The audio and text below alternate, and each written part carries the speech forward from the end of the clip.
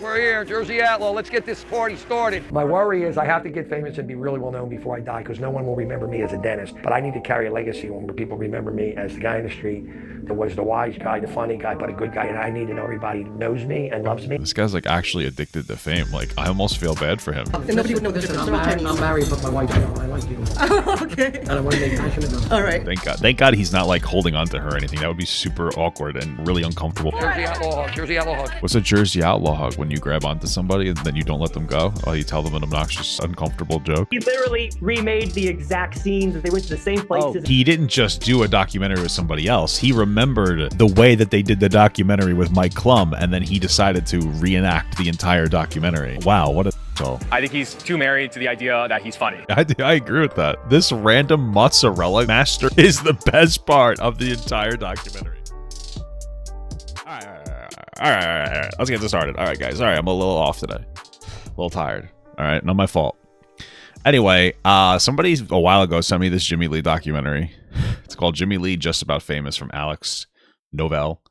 And I haven't really. I'm interested in watching it now with like what's going on with Jimmy, him being a not very good guy. We'll throw that into the update. The documentary is a little old, but we're gonna throw the update in there. This is Ethan's, I think, probably worst orbiter possible that exists ever. He's a real not good person. I can't say a lot at the beginning of the video. So let's just get this party started, baby. Oh, wow. Also, I heard that this is the documentary that was made instead of making one with Mike Klum. Mike Klum's the one who made... that's just what I heard. I don't know if it's true. Mike Klum is the one that made the Boogie documentary, which was a good documentary. So... People in New Jersey grow up hard and they live hard. It's hard to afford the taxes that we go through. So the majority of things that happen in this area are funny.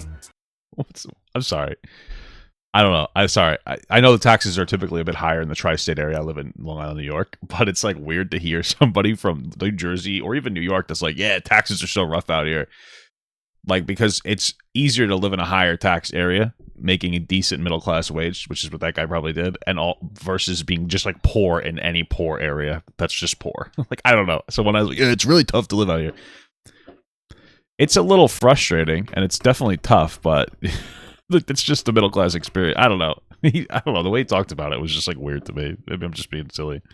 Especially coming to a diner. We're patrons from here, from August, and we've been coming about several years. We come after Mass. We go to Mass, and we come here as like a Sunday ritual, and we have a crowd of friends that we've met. I would have just went to the barber as a Sunday ritual, but that's just me. And developed here friendships. Jimmy's one of them, and he calls us the Righteous Brothers. We're the Righteous Brothers. I'm pretty sure they're gay. This guy definitely gives me vibes. I think it's because he's got a fit. His fit actually looks like a Teddy Fresh shirt. If you, it's got the color block. We go to church. Yeah. Well, when Fat free or whole milk? Fat free, baby. The fat free Fairlife, my favorite. When Mike came in at the end, all his teeth started falling out, and he said, "I think I may have to switch dentists because I think you're fucking up." And I said, "We have 2 teeth left. You can move to Kentucky." And he said, "No. Now after you worked on the 2, I only have 1." Poor Mike. Yeah. So, Mike, where do you perform? Yeah, that's what Jimmy's a professional dentist, I think, but he's a failed comedian. That's just to be clear. All over the country. This guy's like real. He's real. Any contacts with anybody? Any big names? I have a lot of superstar famous friends. And I'm not one of them. If Jimmie Lee, the Jersey Outlaw, keeps going in the direction that... Who calls him the Jersey Outlaw? There's no way anybody calls Jimmie Lee the Jersey Outlaw. He has to call he has to call himself that. And then they said they went along with it for this video or something. He's going to be too famous for the world. Dude, the guy's like 60 years old. I don't think he's going to be too famous for my balls. What are you talking about? That's what I think. That's what you think. Mm-hmm. Is this guy famous? I saw him on Tiger Belly talking to Bobby Lee, another disgusting fuck. And I'm never going to let that one go. I know people are like, oh, it's just a joke. I'm pretty sure it's more than a joke. I'm not going to get into the whole thing, but I can't watch him anymore because I think it's disgusting. Thank you, Atami, for the small god. I appreciate that. Hopefully I said your name right. Could you just speak a little more on like what it means to like be famous and pursue fame? The pursuit of fame should be just the pursuit of happiness, because you should always watch what you wish for. Fame is not always what it's set out to be. Sure. But I wish him all the best, and hopefully he'll hit as big as he needs to hit. Hi, how you doing? Turn the camera on these people. They look so much more fun. Look at this is fantastic. Yeah. Who's this Marino 2024? Who's this Marino? I don't know. I guess that's good advice. I mean, you don't want to be famous at any cost. You got a lot of like content creators that are famous, but they're famous for being pieces of dog shit. You know, like Jack Doherty or this guy Jimmie Lee. Because of the whole groping thing, man. That shit was fucking gross too. You want Trump in 2024? Did you see his picture? Defiance. He's the best, right? He is the best. He's like, hey, come What are they talking about? They talk about Donald Trump. What the hell? see you later. All right, see ya. You see, when you're in New Jersey, anything goes. It's funny because I've been watching The Sopranos, and that takes place in New Jersey. It's fun stuff. So Andrew should be here soon, and I'm Andrew Callaghan. Andrew Callaghan. Okay. Oh, I like Andrew Callaghan. He's a really good guy. Callaghan of Channel 5 News. He is going to come here and interview you, I'm pretty sure. What do you think he's going to interview me about? He's a very neutral guy. He's going to ask you just like questions about everything. He's going to let you have the stage. Where's my boy? There he is. Oh, there's no handshake. You're a big son of a bitch. How you doing? Good to meet you, player. Nice to meet you. Thanks for coming out. Yeah. Did you grow up here in Jersey? Grew up down by Atlantic City. And guess what, Andrew? I figured out when I was 5, my dad was a gambler. You know how I figured it out? Because he lived in New Jersey and he's Italian. Sorry, I was just kidding. He married my mom. I told you I'll get to the funny ones in a little bit. So how long have you been I remember the police officer haircut arc from Andrew Callaghan. It's not bad. wisecracking for? Honestly, I've been doing this my whole life. I just made it a formal thing. So you're a dentist. I'm a dentist. How's that? Fair to middling, Andrew. All right. When that's set, just pull it out and have a rinse. It's going to be a while, though, because I have to do the front desk now. There's nobody here, so I'm doing this. So we get delayed another 5 minutes now. Because I have to do her claim. Is he a dentist, or does he just do the claims? I'm confused. I thought he was an actual dentist. You can win people, and you give all the love and the years. And now you're 60, you're close. I hate that sound so much. I hate that sound, especially when it's in my fucking mouth. That's like the worst thing ever. It's terrible. My dentist tells me that I have like dental coverage, so I can come to the dentist twice a year because I always have like a lot of stuff on my teeth, you know. But I don't know why I would want to go twice. Yeah, it's free for me, but like it's also double the time. Yeah, maybe it'd be a little less painful, but like it's still the same amount of time, and you're still digging into my fucking mouth. It just makes your job easier. You know, I'm not the one that's got to do the work. I just got to sit there and try not to cry. To 60, and somebody shoves it right up your keister. Good. Stay like that. I guess at least none of his hair can get into anybody's mouth. Stay still. No, come this way. Stay still. Pull. Come on, this is a tongue-in-cheek job. That was a little funny. Christine. Work with me. Am I afraid of the dentist? No, I'm not afraid of the dentist. It just annoys the shit out of me. It just pisses me off. Nobody likes going to the dentist. I floss all the time. Like I actually do floss like after every meal. It's just like it's shit on my teeth. I give it $2 from GD. Jimmy Carter has tragically passed away. Yeah, he made it to 100, man. God bless him. See, I always say work with me, Chris, but the hookers, they're different. They say jerk with me. It's a whole different experience with them. You got to be careful. Yeah. So I went to dental school to be an orthodontist, but I didn't get into ortho school. And I opened an office down where I grew up. The back one was deep. You may be a little sensitive if you are to soft foods. No, you're fine. I did. No, stop. Have a good day, Chris. And then I'll see. Are you coming with her tomorrow or no? I'll see you then tomorrow. All right, hon. Thank you, dear. I'm educated as a dentist. I got my mom's brains and my dad's street pizzazz. For Jim. What is this? What did his dad do that gave him street pizzazz? I'm so curious. If he's able to make people laugh, then that's a good legacy. That's a good legacy to leave behind. It's probably tough to try to make people laugh when you're literally doing dental work on them, because that is I mean, I don't hate my dentist. I kind of like my dentist, but I hate it. Forget the material dental practice, but think of something greater. And even if he dropped dead today, he would have that gift of making people laugh. Yeah. My worry is I have to get famous and be really well known before I die, because no one will remember me as a dentist. But I need to carry a legacy on where people remember me as the guy in the street that was the wise guy, the funny guy, but a good guy. And I need to know everybody knows me and loves me. Go on to Instagram. That's just like I don't know. I mean, I don't really care about being famous. I want to make money, take care of my family. But I feel like that's a sad thing to just chase fame to such a degree, like to want the world to remember you like that. I don't really care if the world remembers me. I just want like I don't care if anybody remembers me, you know, generations from now. I just want to be able to have an ethic, a work ethic I could pass on, and a character that I could pass on to my kids that they'll continue to pass on. That's like positive and does well in the world, you know. I just feel like it's almost a curse wanting to be that famous, and I don't know.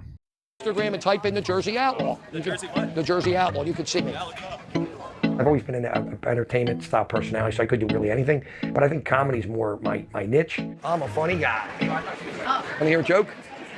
I've seen you on H3H3's. H3H3. They look like H3 fans. You want to see if they're H3 fans? What makes an H3 fan look like an H3 fan? Was it like the obesity or sorry? I don't know why I said it so mean. H3H3. They look like H3 fans. Why do they look like H3 fans? Because they look like dorks? Jesus, come on. They don't look that bad, Jimmy. What the hell's the matter with you? You want to see if they're H3 fans? Go on this side. Ethan I love him. What about me? I love you too. It's about me. I know it is about you. All right, now come this way. I have Joey. Thanks to H3 and Ethan because I don't think I would be where I'm at without him. Jimmie Lee has a special spot in our Hall of Fame. So Jimmie Lee, where are you? Let's get you out. What is it about Jimmie Lee that before the groping incident that really turned Ethan on to him? I don't quite understand it. Like what is it about Jimmy? I mean, I know that Ethan likes to kind of surround himself sometimes with a couple of lol cows that he finds like silly and funny. You know, still waiting for the Daniel Larson appearance. I'm kidding. But like, what is it about Jimmie Lee that's so interesting to him? Out here, man. Is it just because he's Jewish? I'm not even kidding. Is that like part of it? Come on, outlaw. Bring out the outlaw. I know what I said. Hey, well, yours weren't funny either, pal. Oh, come on. The Jersey Outlaw. Oh, man. He had enough. Take a picture. Stop it. Stop with the tomatoes. He found one of my fucked up dentist videos through somebody who sent him a DM, and he did a reaction video. And then I contacted them, and they ended up meeting me at a restaurant called Fresco's. Just do like that? Yeah. And this is all it takes to do well for them? Just like that. Okay. You gotta smile now. Oh, is that how they started? He made fun of him a little bit, and maybe Jimmie Lee took the joke well, and so they became friends. I mean, I guess that's wholesome. I don't know. Barely know the guy, and he's I'm putting my head in my hand. Who can embarrass a waiter that much other than Dad? Then nobody would know the difference. I'm married, but my wife's not. I like you. Okay. And I want to make passionate enough. All right. But tonight I want to be on the bar. Okay. And I want you to be Wait, was he just like hitting on this waitress? up. Embarrass a waiter that much other than Dad? Then nobody would know the difference. I'm married, but my wife's not. I like you. Okay. And I want to make passionate enough. All right. Thank God he's not like holding on to her or anything. That would be super awkward and like really uncomfortable for this waitress. That would be so weird if he was just grabbing onto her while he's making this uncomfortable joke at the waitress. Incredible. But tonight I want to be on the bar. Okay. And I want you to be up on top. So Ethan's going to come over to bump this. Okay. So Why the fuck are you grabbing her? This is like the weirdest part about it. Like listen, I get it. I'm an older guy, and like men are obnoxious. Just to be absolutely clear, every man, especially an older guy, especially somebody who's more into that father area, father territory, they think that every woman that's nice to them is hitting on them. And so when you go out to eat, in the waitress, you're just like in the back of your mind, maybe she thinks I'm kind of cute, right? I get it, but for you to just like grab onto this woman and just be like, hey, I gotta tell you something. I'm married, but I really like it. It's like, chill the fuck out, man. Like, let go. You could say the same thing without making sure she stays there. It's just uncomfortable and awkward. I don't think he's trying to like steal her, but I mean, he's probably triggering a flashback because she was probably, they probably put her in a box and sent her over here and probably forced her to work for this restaurant. I'm just totally kidding. I don't know why I made that joke. Please don't. Please. I'm having a bad day. No, but seriously, it's an uncomfortable thing. I'm going to be on the bottom, and you're going to be up on top. I will say that she might have shown up in a van with a bunch of other people, though. That's how it is at the restaurants I go to. Some of them, at least. And the nail salons. All right. The waitress I harassed was holding her arm and doing sexual innuendos as a joke, and people got upset. They thought I was being serious when it was just a skit. But again, did you ask her if you could hold on to her arm as part of the skit? Like, who was she? Did she know about the skit? And they don't realize it's a skit and a joke. I had no intention of having sex with her. It's a skit. Well, obviously H3. Okay, was she in on the skit? Jimmy, was she in on the skit, bud? I don't know. He has a more, especially nowadays, more liberal following. So true. They're probably laughing at him, but sometimes with him. So basically, Jimmy, true. He has a reputation for being overly offensive, let's say. What is your heritage? I don't look Jewish. No, you look No, like, I got that. in Jewish, Yiddish, you're a shiksa. What are you? Spanish? I'm Thai. Thai? It's a good thing because my wife's Chinese, so I think you got good taste. So you know my funny story? Damn. That that what is it called? The fuck. Oh my god. That Oxford study is really kicking in right now, huh? I see an Asian guy. You know my funny joke? We got dinner. May I? Okay. I am the comedian. Okay. You know my funny joke when I see an Asian guy come? I ask him if he has any duck sauce. Hey, Indian. Wow, that's so funny.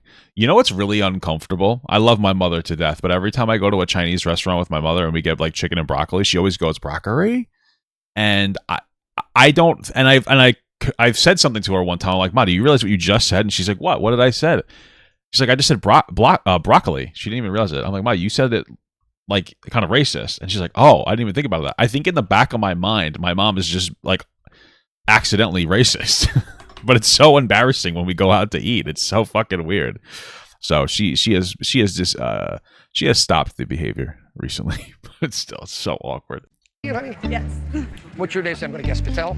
I'm only teasing you. There's the red dot. You guys may remember Dave Attell. He was a funny comedian. I liked him like the late night show. The red dot. Signify you're of Indian faith. And she said, no, I've been shot. Call 911. Italian or Jewish? I'm Cuban. Cuban. Yeah. See, when you make a racist joke to an older person, they're usually the defense mechanism is to just laugh at it, because usually, like, if you're a white guy, you're their boss, and you're usually racist, so you gotta just be like, that's so funny. What are you? I'm Mexican. Oh, that's better. What was that? That guy says Mexican is Nick Fuentes. What the fuck are you talking about? Likes to approach everybody, and it doesn't matter who it is. He sometimes goes for the jugular because that's his comedy. He has a whole lot of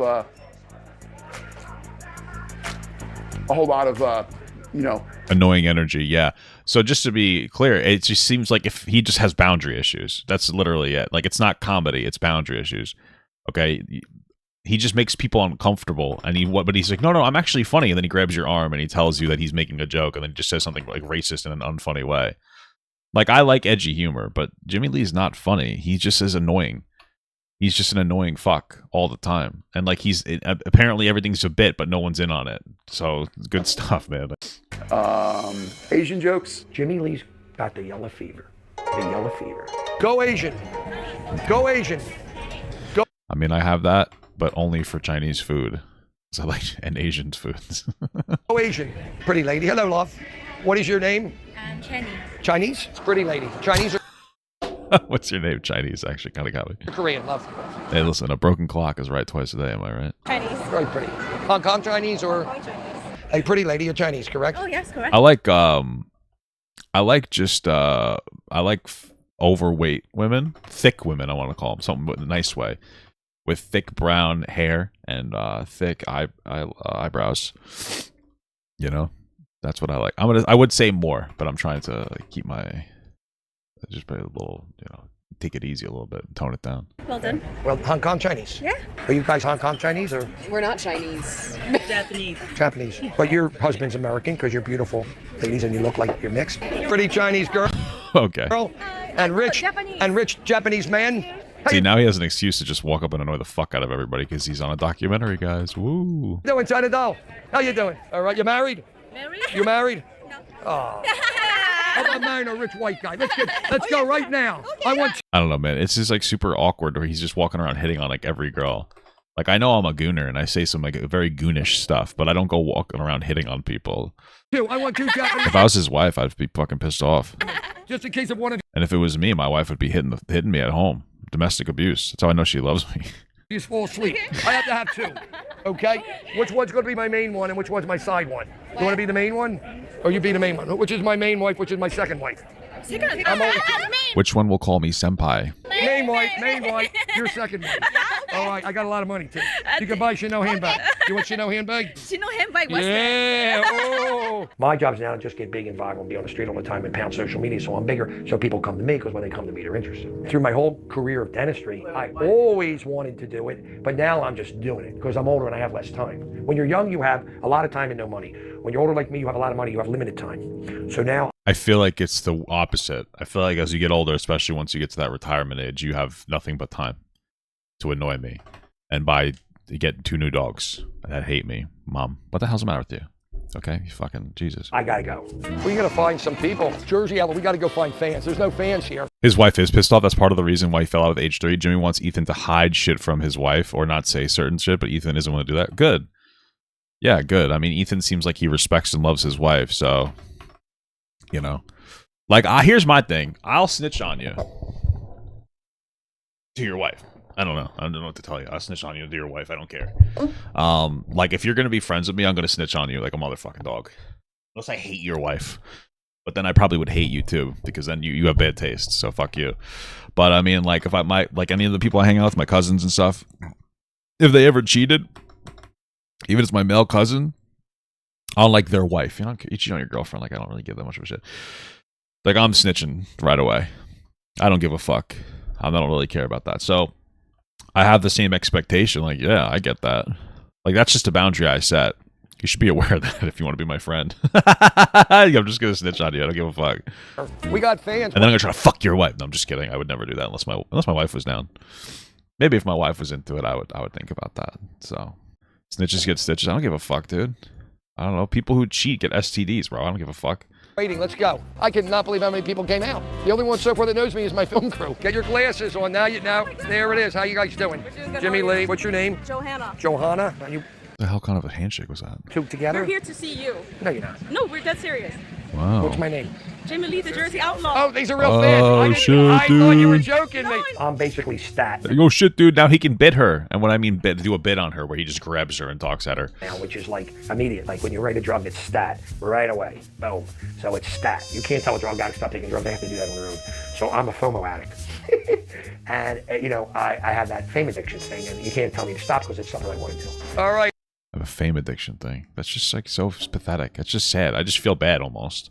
Like you're just addicted to fame. I don't know.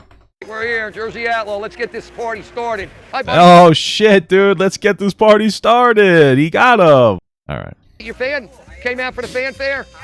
What do you think of me, honestly? Oh my gosh, you're a great guy. Come on, Jimmy. You're funny. Funny guy or fair to middling? Dangerously funny. Dangerously funny. Maybe I just don't watch enough Jimmie Lee. Maybe he's so funny and I just don't get it. Maybe I'm like a stupid idiot hater or something, you know?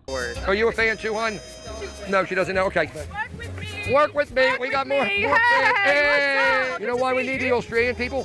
For zoos. No, I don't know. For Zeus? That was a shit joke. That was a horrible joke. Yeah, well, that's that's Jimmie Lee. Nice to meet you. You have to talk to my publicist. My publicist. Talk to her. Does he actually have a publicist? Am I supposed to have that? What does a publicist do? Does that just work on your PR? It's like the same thing as like having a clips guy, you know? She takes care of everything for me. When you perform and you're validated by people and they hug you and love you and it makes you feel good, it's like a drug. It's a real powerful drug. Damn, this guy's like actually addicted to fame. Like I almost feel bad for him. This is kind of pathetic. It's better than sex. It's better than getting the best dinner at Cipriani's downtown. Let me tell you something. I like money, okay? I'm indifferent to the fame. It's fine. It's cool. It's cool if I see people that know me, like, oh, Papa got, like, oh, that's a really cool experience. I like that. But I could do without the fame. I could just, the money, this is a cool part. That's the part I like the most. I don't understand the addiction to fame. I don't get it personally. It just seems like a hassle. It's a feeling. If you don't have it or know it, you don't understand it. Massive FOMO. Oh! Isn't FOMO like fear of missing out or something? Work with me. Work with me. Work with me. There's another guy. He knows me. He knows me. I have built by people coming to me. I don't find them. They all find me. Yeah, I actually knew an OnlyFans girl who said the same thing. Isn't that so funny? Work for free because they want to vibe with me and they hang out and they do a ton of work. You stole my hat. That's my hat. That's your hat. Oh shit. Oh shit. No. Let me lift that up for you. Hold on. What do I do now? Yeah, I'll take it to a store. Come on, I'll buy you. I feel awful. I talk to you. I'll buy you an earpiece. Where's the store? We'll buy it for you. Can we lift it? Will that lift? Oh wait a minute, it lifts. It lifts. It lifts. Oh, you're not gonna. Peebler's fucking the best. This fucking guy is amazing. Hey, fucking does hey, stop cursing, dude. shit that nobody will do. Peeb, you are fucking unbelievable. That is a first. Stop cursing. Peeb, you're unfucking believable. You're making me uncomfortable. Stop cursing. You gotta hug him. Stop. Stop. You gotta hug him. I was like, oh. Give him a Jersey Outlaw hug. Oh no, don't lose your sunglasses. Jersey Outlaw hug. Jersey Outlaw hug. Peeb, be careful your hand. I got it. Peeb, hold on. What's a Jersey Outlaw hug? When you grab onto somebody and then you don't let them go? Oh, you tell them an obnoxious, uncomfortable joke, in air quotes. Hold on. What's your name? Marissa. Where are you from, Marissa? I live in Austin, it, but I So, come here. Marissa, do me a favor. Yeah. Don't fuck up again because we're going to catch you the second time. Don't mess with me in my own zone. Yeah, so when I first started working with him, you know, obviously I was like, what am I getting into, dude? This is crazy. Now that it's like a year in, the enthusiasm has rolled back a little bit. The reality set in, and I look at it more like almost like he's a business partner in a way, if that makes any sense. Well, I mean, if he's employed you, then yes, that makes perfect sense. No FOMO. Getting a little depressed. No one's paying attention. That's code for my boss is actually really annoying. Jimmy is a really bad Tim and Eric Awesome Show skit. Tim and Eric Awesome Show is a good show. I like it, but it's brain rot, and I can't do more than 2 episodes at a time without wanting to gouge my eyes out. And that's probably what Jimmy Lee is to him. He could he likes him a lot when it's just in small segments, but once you got to like sit there and fucking engage in longer, then it just becomes too much. May jump down the sewer May have people lifting, get the iPhone out. I'm just gonna jump and make my final escape from you, bro. He's got a pretty good set of people with him, and we try to, you know, lead him down like the straight and narrow. His comedy is edgy. You know, everybody knows he's Jimmie Lee. Well, it's not comedy. It's just being obnoxious. Okay, there's a difference between. It's not funny. Every once in a while, he says something that's just a little too much, and it's just so cringy. And when you're the person behind the camera and you're looking at, I mean, I have that problem too, but I feel maybe I'm not that funny. I mean, I also don't call myself a fucking comedian. So that's the difference. The person who's hearing the cringy joke is just horrible. Belly button, a tattoo on our belly button. No, not a tattoo. He wants to get a piercing. No, I want to get a tattoo on my belly button. Huh? Right over here. Piercing. Okay, do you have an ID? No. Yes, you do, Jim. I'm from Uruguay. Not Uruguay, my way. Let's be real. Like, he would be good. Could you see this man walking around with a belly button? I need a belly button tattoo. Okay, so now I'm understanding. I thought that this guy was like some kind of publicist or something. He's a literal handler. This is a literal direct support professional that Jimmie Lee walks around with. That's what this is. How long would the processing take? Tattoo. No, a piercing. How long would the piercing take? How long does it take? Sell him on it. 20 minutes. About a half hour? Jim, you got this, bro. 15? The piercing itself is super quick. It's a matter of seconds. What about a tattoo? Why get the piercing? Depends on what you get. What about a tattoo of a nude Asian woman? No. What are we doing here?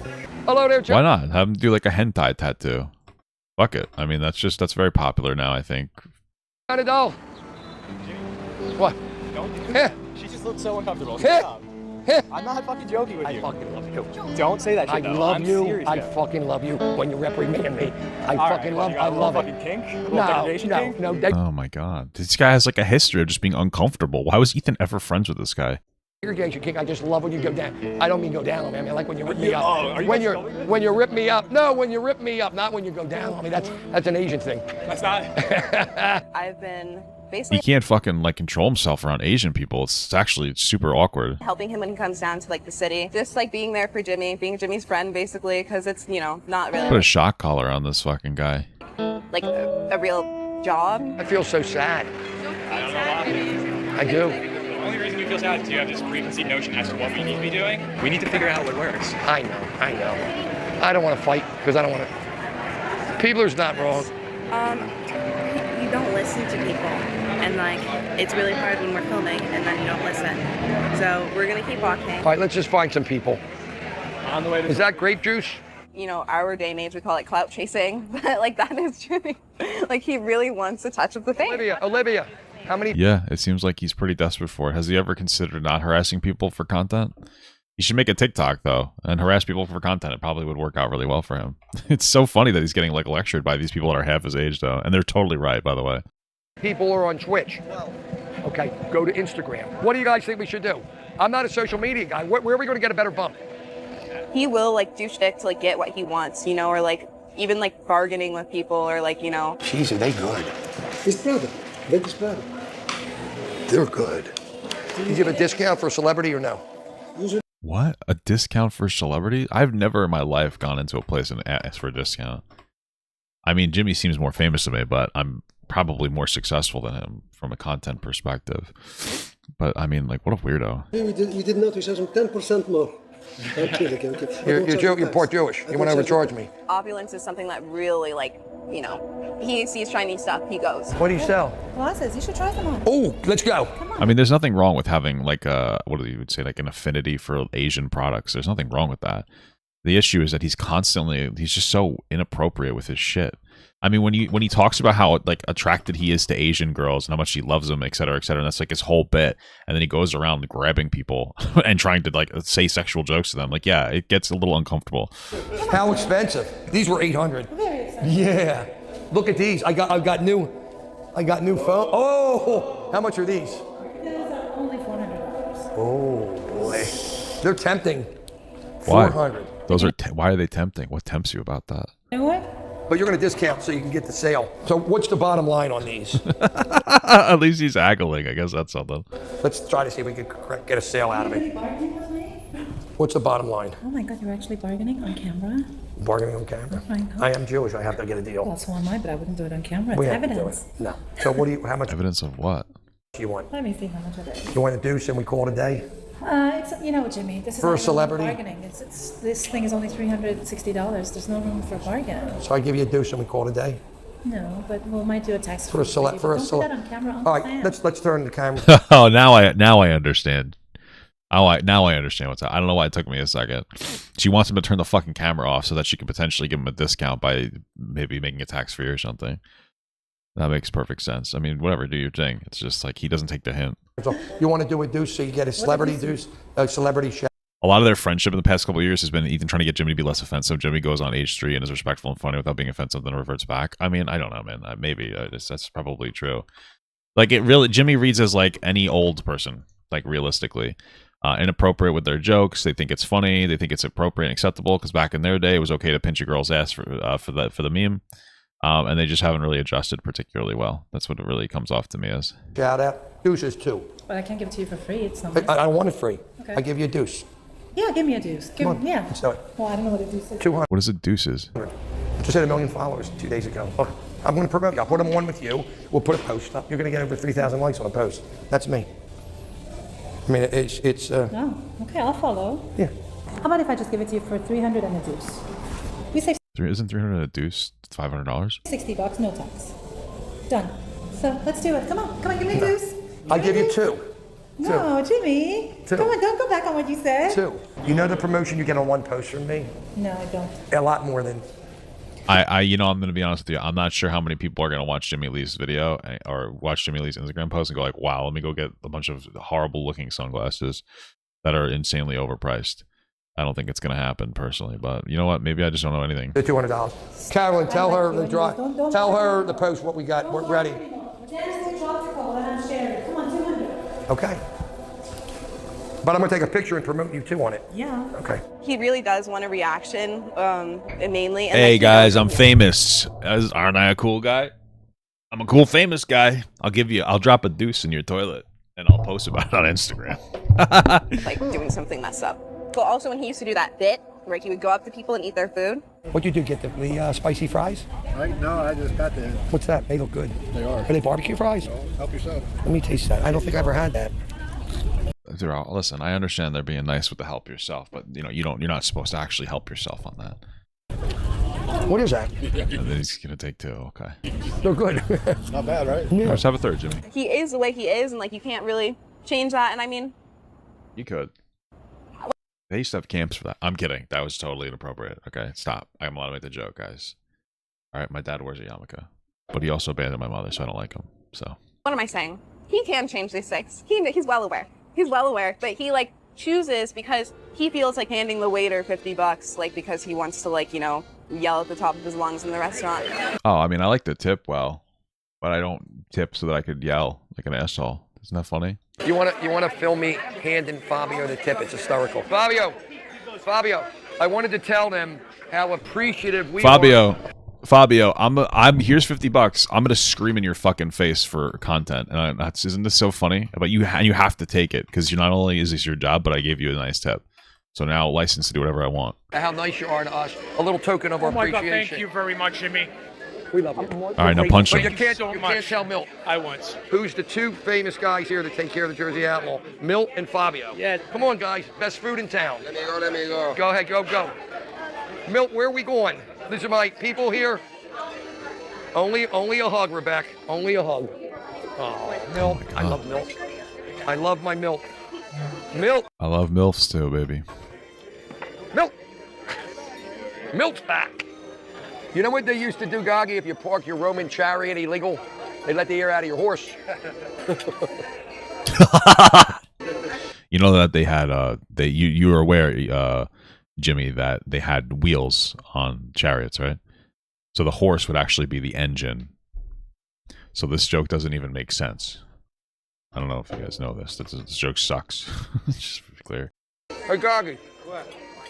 If a guy falls off a boat, A guy. you say man overboard. What do you say? What do you say if a woman falls off a boat? No, you I mean, I doubt she'd fall off the boat because you'd probably be grabbing her and forcing her to deal with a sexually uncomfortable joke. So say full speed ahead. There you go. That's very good prosciutto. Guys, if you really like the prosciutto, I'll get another order. It's really good. It's prosciutto. honestly, Jimmy's probably not that bad to be around if the camera's off. But Jimmy's obsession with being a famous content creator mixed in with the camera being on and him trying to be on at all times and forcing himself to be what he thinks is funny. I think that's the biggest plague. But he's probably like totally like, he's probably just a little silly. He's probably just kind of like a silly little guy when the cameras are off. I would be willing to believe that. The wheels are wooden, Papa. You can't deflate them. Yeah, you're right. But you can deflate a horse. You fucking totally got me, man. The wheels, those are made of wood. Can't deflate that. But the horse, that's made of air. It's just literally air horse. Right. I forgot that, Roman horses were actually all Pegasus's. Pegasi? That's where we get PSI from. Because how many Pegasus is this? It's horsepower. PSI is horsepower. Pegasi? PSI? Oh, I got 35 PSI in my tire, each tire. 35 Pegasuses. That's how many's in my that's how many's in mine. Yeah, makes total sense. Daniele, so it's the best prosciutto you're going to get. Please, where's milk? I take everybody out to eat. Wow. And I feed them. Never hit on my girls. I'm polite and nice because I'm not in it for that. I'm in it to be famous, and I do have. How the fuck did you tell us that, though? A gift. I have this vibe. People like to be around me and hang out, and I'm funny and crazy and fun. Jersey Shore TV show. Okay. Jersey. Thanks for the small gut. 18 months from Tinkle My Pinkle. He feels like a worse Michael Scott. Yeah, true. Your house, Jersey Outlaw. Let's go. Anybody here? Are they home? What's that? I can't hear him. What? I don't know, man. I think that they should call Jimmy like the Jersey in-law because he's as annoying as everybody's in-law. Holy fuck. Victory! What do we have, a store? Yeah. Oh, well, we lose now. We have a store. So how do we do this?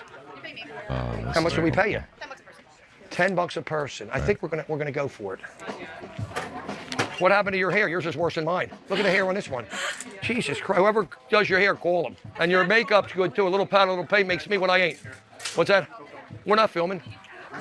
Are you filming? No, we're not. We're not filming. We just have a large camera. Most likely a large camera there, for better production quality. It's not on though. So is it four of you guys? Yeah. I'm not gonna be doing the tour. No. Oh, you're giving me the money back? Yeah, I'm not doing the tour with you guys. So you're giving me a refund and you're saying no tour? Yeah, no How tour. come? I don't want any cameras inside the place. You're gonna bring them inside here, so you don't want to be found. We have a comedy TV reality show. Don't you want to get promoted? I'm on TV. I do comedy. No, not interested. I don't want to go too deep into Jimmy's personality, but he has a really big need for acceptance, and he wants people to really know who he is. He wants to be able to talk to everybody, okay? And he wants. These are the people that he says love to be around him. By the way, this is fucking funny. Everybody to love him. So if somebody doesn't love him, he's not happy about that. I want everybody to like me. I don't like when somebody doesn't like me. I mean, nobody likes it when people don't like them, but you just deal with it and move on. You can't be here. You can't be in my courtyard and do that, brother. Relax. You just have to be right here. Yeah, this is private property, bro. This is good. This is great controversy. Calm down. I'm through. I'm not understanding what's happening. If it's like some kind of private property or something, they don't want you filming there, just move on. Like, what's happening? Walk back. I'm not trying to start any problem. The whole courtyard is mine, brother. I'm supposed to watch all of it. Yeah, I'm supposed to watch all of it. It's private property. Dude, you know this, brother. You know it. Are we brothers? I mean, I don't think that whole thing is private property, to be clear. Brothers? Because you keep saying brother. You know this, dude. You're always here. Are we related? God bless. Oh, that's funny joke, Jimmy. You keep saying brother. Yo, come here. Jimmy's putting so much effort into this, what he loves, the comedy, and putting as much as he's put into it, I mean, heart and soul, it's got to work. Well, Joey said to me earlier, the only guy that I mean, he literally is a dentist. It does not actually have to work. He could just kind of do his thing. knows about the Jersey Outlaws. It's weird that he wants to be, like, he seems to do well, so it's weird that he wants to be that successful at the expense of, I don't know, his reputation. Like, just take it easy and do it as, like, a little fun little hobby on the side. And Joey read me a review from the New York Post, two thumbs down. There was one from the New York Times, one finger up. Joe. Okay. Gobbledygooch. Come here, move in, Gobbledygooch. Move in, move in, move in. I'm Joey, the Gobbledygooch. Been friends with Jimmy for about 15, 16 years. This guy's definitely, he's an actual friend of Jimmy's. You could just tell by his aura. He looks like somebody, he calls himself the Gabagooch, so I'm assuming that's supposed to be Gabagool and the Gooch mixed together. We got the meats, Gooch. Yeah. We got the meats. The beef. Joey's a little jealous. Joey's getting a little bit more of a vibe. I think I'm gonna have to get rid of his ass. I'm a little fucking insecure. Gobbledygooch. Jimmy approached me to do. This guy, this is actually World of T-Shirts, but like 50 years ago. This is the original World of T-Shirts right here. His photography. We became close friends. We've been friends ever since, and we hang out all the time. We're just connected. Gobbledygooch. Gobbledygooch is here, everybody. Gobbledygooch. Gobbledygooch. And Bo. Joe, photos, and then when we get a vibe, we'll do a still. Get stills. Yeah. Look. Do you know how to do videos, Joe, if we do skits? Yes. Do you know how to go to a video one there and do it? Of course. Do you want me to show you? Do you know? I know. You know? Okay. Joe, over here when you get a minute. My phone, Joe. Joe, my phone. Oh, there's someone for everybody, huh? I need him on the phone. Do some videos. Do a video, Joe. Do a video. You are more work, Joe, than ever. You're just so much extra work the whole fucking day. You're murder. Here, take a photo. Get a couple good pictures. Get that sign, Gooch. Ready? How can I explain Jimmy? Jimmy is complex.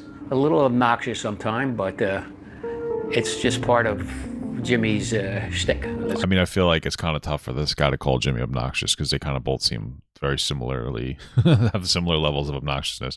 Then again, I don't want to insult Jimmy's obnoxiousness. He just works quite hard at it. Call it. Nice to meet you. I'm Jimmy. Nice to meet you. How you been, baby?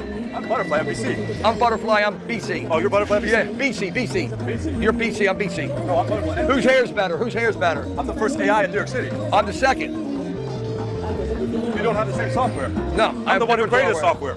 I have login Yahoo and you say go. I can upgrade your system. I I have know all you new software. Can you gigabyte? What the fuck is happening right now? Is this a TikTok AI bot guy? What is this? What? Me and download me I and can get you unzip a new me? neural networks. Yes, I can. Really? Good. I'll get you the new neural networks. Can you log in and I'll Yahoo? I'll get you the new neural networks. I'll get you the new... Am I allowed to do that? Is this guy like one of those like TikTok NPC bots? Like what the fuck is happening right now? I'll get you new neural networks. He's absolutely excited. We're good. We're good.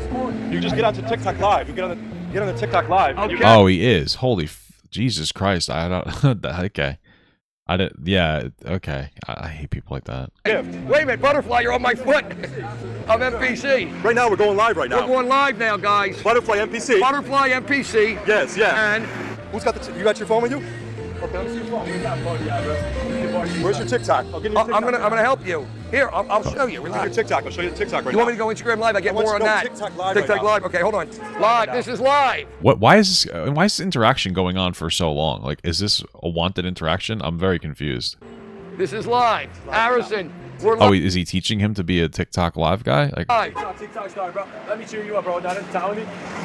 Spicy chili, we got you, bro. I've never heard of this guy. Is he a TikTok star? I struggle to believe that. I'm not going to put your hands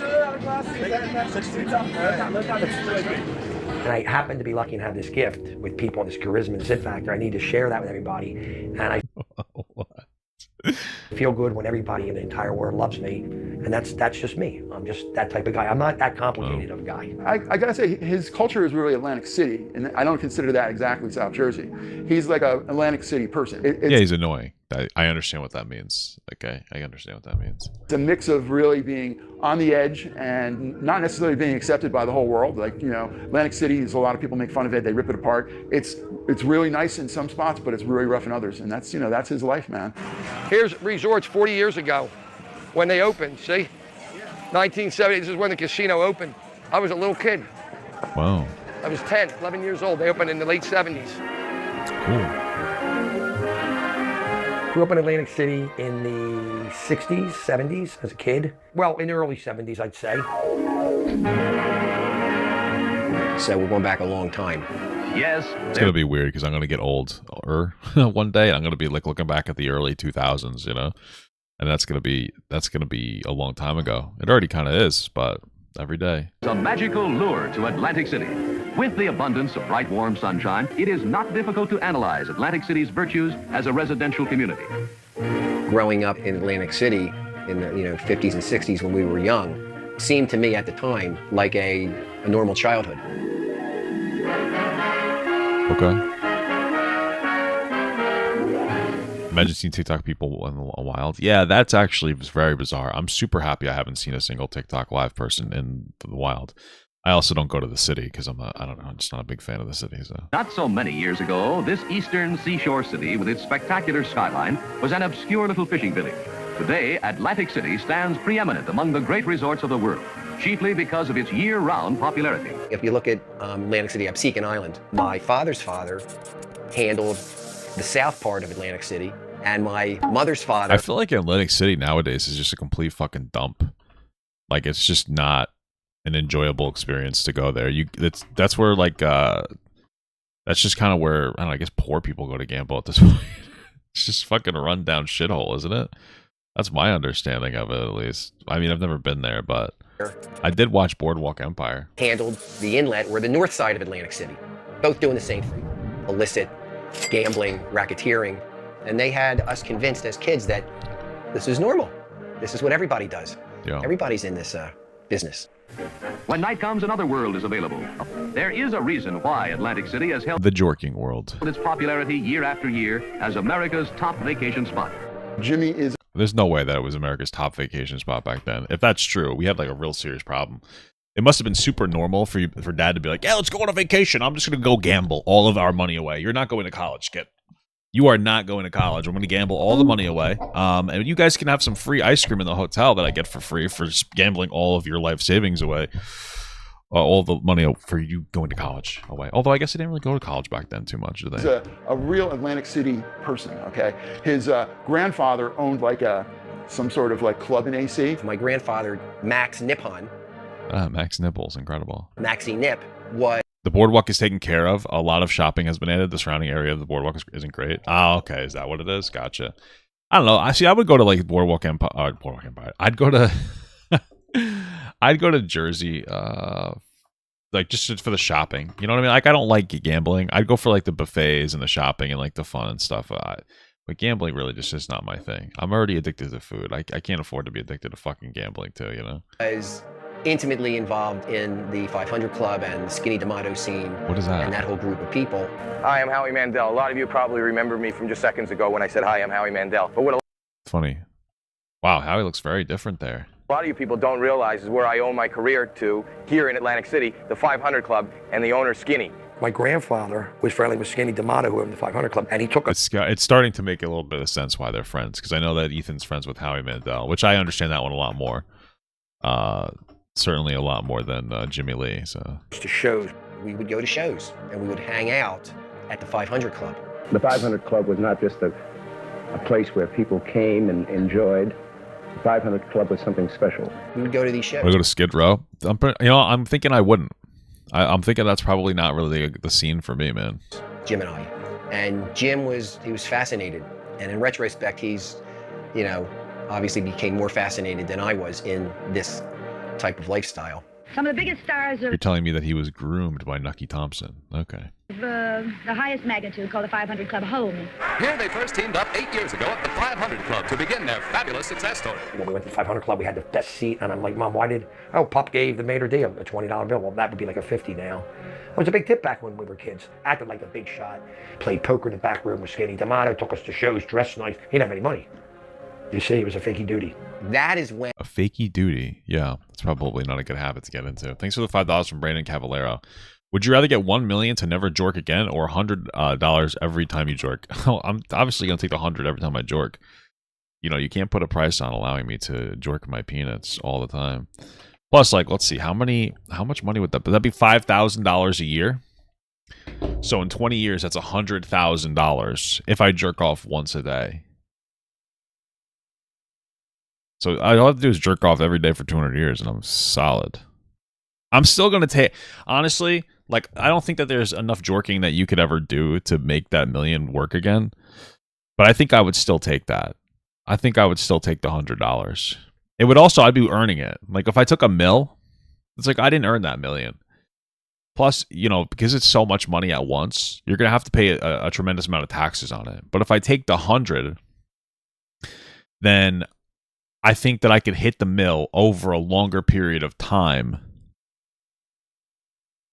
but without having to deal with the taxes, and I would just enjoy it more. You know, that would be pretty good. That'd be a nice side job, yeah. If I jerk off every day, 5 days a week, that's $500. You know, I imagine though, in like several years, when $100 isn't worth anything, it'll be kind of annoying. But yeah, I think I would take it. I would take the jork, the $100 jork. I think that's the better idea. And, you know, we both went on our ways to college, and then afterwards I went to medical school, and I remember vividly that he was interviewing celebrities. If you look at the yearbook, okay, at the end of dental school, everybody has pictures of their family. You know, you're with your uncle, with your parents, with your girlfriend or whatever. Well, Jimmy had like 12 pictures of him mugging with famous people.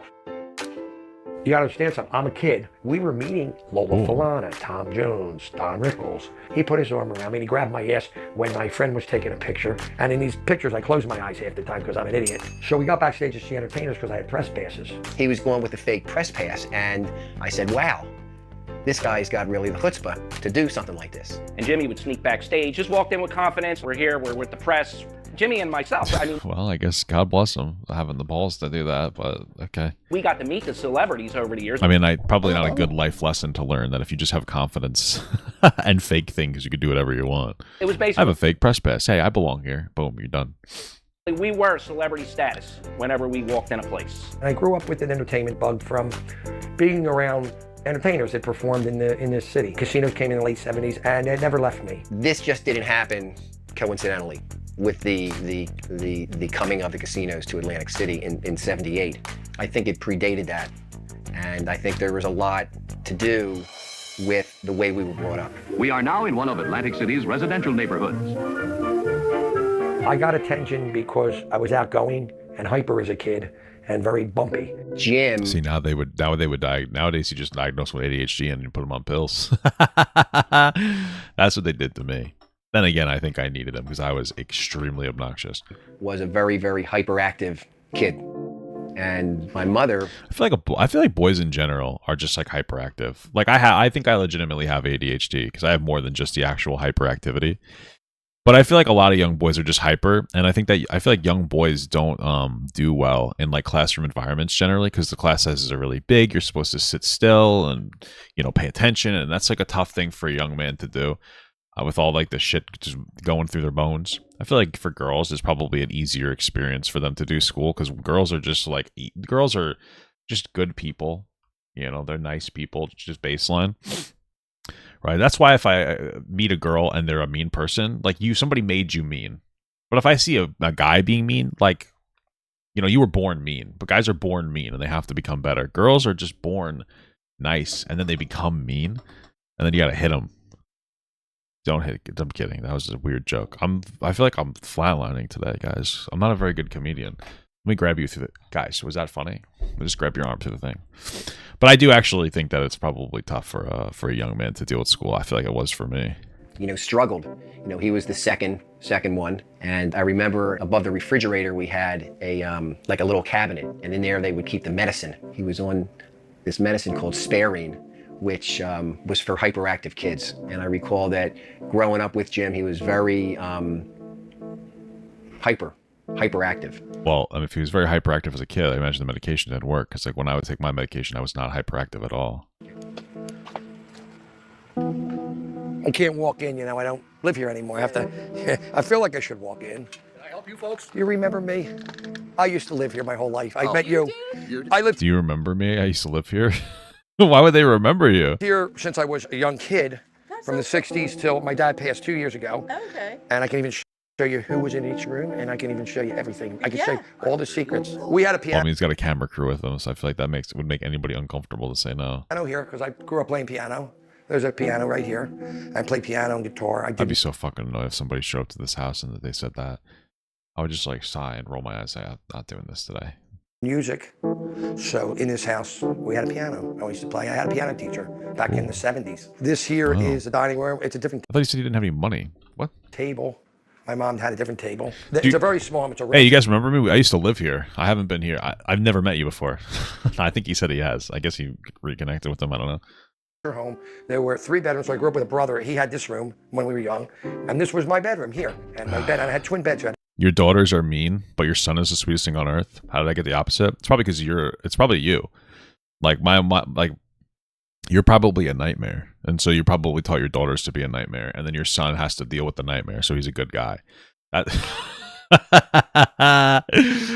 like with me and my wife. She's a fucking nightmare. So now by contrast, I'm a good guy. So if we have daughters, they're going to be fucking crazy. And I'm also going to spoil them. So they're going to be even worse than their mother. But my sons are going to be good guys. Okay? That's what it's going to be. That's what it's going to be. I'm just busting your chops. Had a bed here. I feel like girls are just mean to their moms, and like boys are just like, I don't know. Well, I don't really know what boys are because I don't have a fucking dad, so I can't say anything. But I feel like girls are just mean to their moms. Their moms are probably mean to them too. Bed here. So if I had a friend stay over, we'd have to sleep in the same bed. That's what Zach would do. He'd stay in the same bed. Me, what if you had an Asian friend? Separate beds, because Zach's different than me. This is my parents' room here, which is it's a very small home. So this is the master bedroom here. That's a small home. That's a pretty good sized house. How big is your? What the fuck? Different bed, weight, different furniture. So the house is different, but structurally it's all the same. The house was built in 1955. Wow. My dad grew up here, went to Atlantic High, and my mom went to Atlantic High.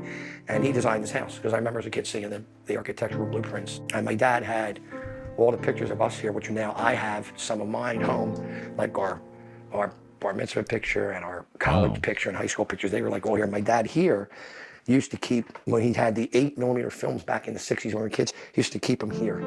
All the film and the pictures were all here. Wow. And he could put pictures of us up here. So it makes you feel good inside. You know, you come back to your roots where you lived, really all over. Not really. When I go back to where at my mother's house, it's so annoying. Mostly because those goddamn dogs do not stop barking. I told you, I got my mother got these dogs, and Harold was abused, I guess, when her last owner, or his last owner, it's a boy, was abusive. And so he doesn't like men. He barks at men all the time. That's all he does is bark. And it makes me want to abuse him. So I don't know. Maybe he deserved it, but I don't know. And now my mother got a new dog. Her name is Summer. And she's like 3. She was a breeding dog, but they already decided they don't want to breed her anymore. So they give them away. So breeders are scumbags. And she was really nice the first day. And then he started barking at me. And now she growls at me every time I go over there. And it just really pisses me off. It really pisses me off because yesterday my mother had to go to the ER. So like my mother's like, can you please hang out with the dogs? So we stayed at her house for like 4 hours. You know, I brought her to the ER, hung out with her for a little bit. Once she got settled, I left her there for a little bit. I came back, hung out with her again, and went back home. You know, I was going back and forth, and I would go to her house and hang without the dogs. Every time I go back over the house, I have to reintroduce myself. Like I'll go there, pet the dog for 20 minutes, Harold, so he'll stop barking. And then she'll let me pet her. And then I'm like, okay, I'm petting them both. Everything's going well. They're cuddling up with me. Leave the house to visit my mom, come back. The process starts all over again. It's like the last fucking hour of us hanging out died. It's gone. So now I have to do the whole song and dance again. It's like, you guys are really pissing me off. You guys are really pissing me off. And I was just sitting there thinking, I'm like, you guys better hope my mother doesn't die, because I don't know what the fuck I'm going to do with you. I don't know if I'm going to take care of you, or if I'm going to make my own fucking hot dogs out of you, because they're wiener dogs anyway. So they might think I'm a predator. Good. If they did, maybe they'd be nicer. I mean, Jesus Christ. They're like fucking 10 pounds. I could destroy them. Like the fact that they bark at me is just insane. Like, what are you doing? A long part of your life. I thought when I grew up normal, but my mom was bipolar. Oh shit. And she had a lot of mental illness, and my dad took care of my mom. So me and my typical marriage experience. It's just typical. Brother thought we grew up normal, but as we got older, we realized we really didn't grow up normal. Wow. It's weird because I grew up normal. I loved Garfield. You know, you grow up, what do you know? Your parents, they do the best with what they have. Yeah. And, you know, you love your parents for better or worse. I had the epiphany at 55 that Jim and I grew up in an insane asylum. Look, I'm the older one. Jim's younger than me. Jim... That's usually... Yeah, okay. Thanks for telling me that twice. Got the brunt of my mother's mental illness. Yeah. Well, it was hard because when you're 12 making your own sandwiches, and making your own eggs, because she's not doing it. You learn. I mean, I think that's not that tough. I'm sure that there are other parts that are difficult in this relationship, but I don't think making your own sandwiches is particularly difficult at 12 years old. I mean, you're not like completely fucking inept. Hey, baby. What's going on, my girl? Learn young how to be to take care of yourself. So that's one thing that's maybe contributed to me in my dental business and comedy, where I would constantly work all the time, because maybe as a kid I just had to do that. With Jim, that kind of led him to saying, hey, I want to be somebody, because we both didn't get the love from our mother that we, so needed as young children. Your personality shaped and how you are as an adult shaped when you're young. But what's interesting, when you're young, you don't know any better, because you think you're growing up normal, because that's all you know as a kid. Through different therapy over, decades, I've grown to understand really what happened. And what happened was simple. My mother suffered from mental illness that ultimately, she took her life. She suffered, had good days, good years, bad years. But at the end of the day, she gave up and she took her life. And my father, no matter how hard he tried to take care of her, and even with me, and and I think even with Jim, when you have a parent that is not well, that as a young kid you're not getting the attention you need. Yeah. You got to go get. That sounds pretty terrible, especially if your mom is so much work that like your mom's not giving you the attention, and then your dad has to give your mother all the attention that you would normally get. That's got to be a pretty significant stressor on your life growing up. The attention elsewhere. That's it, Serge. Hey, comedy show. Goosebumps. We got a comedy show. I guess we should probably look more enthusiastic. On the house. You ought to come in. And lunch, everything on the house, all comped. Comedy show. Hello, beautiful. I was talking to the dog. He has his moments where he really needs to be wrangled. He has a lot of jokes about races and things he'll just say that he has this one thing. Can I say it? He goes China doll to any Asian girl that he sees walking down the street. China doll, come back. Frank, where you going? Bring me a cup out, will you, Frank? Get me an ice water, Frank. Snap out of it. I'm trying to make this happen. I mean, it makes more sense to me now why he makes all these really stupid jokes in the way that he does. Because if he was grew up in, around show business, that's probably all that they were saying in the back. The entire time was just all these inappropriate jokes. And then, the non-white people just probably put up with it because they're like, yep. Okay.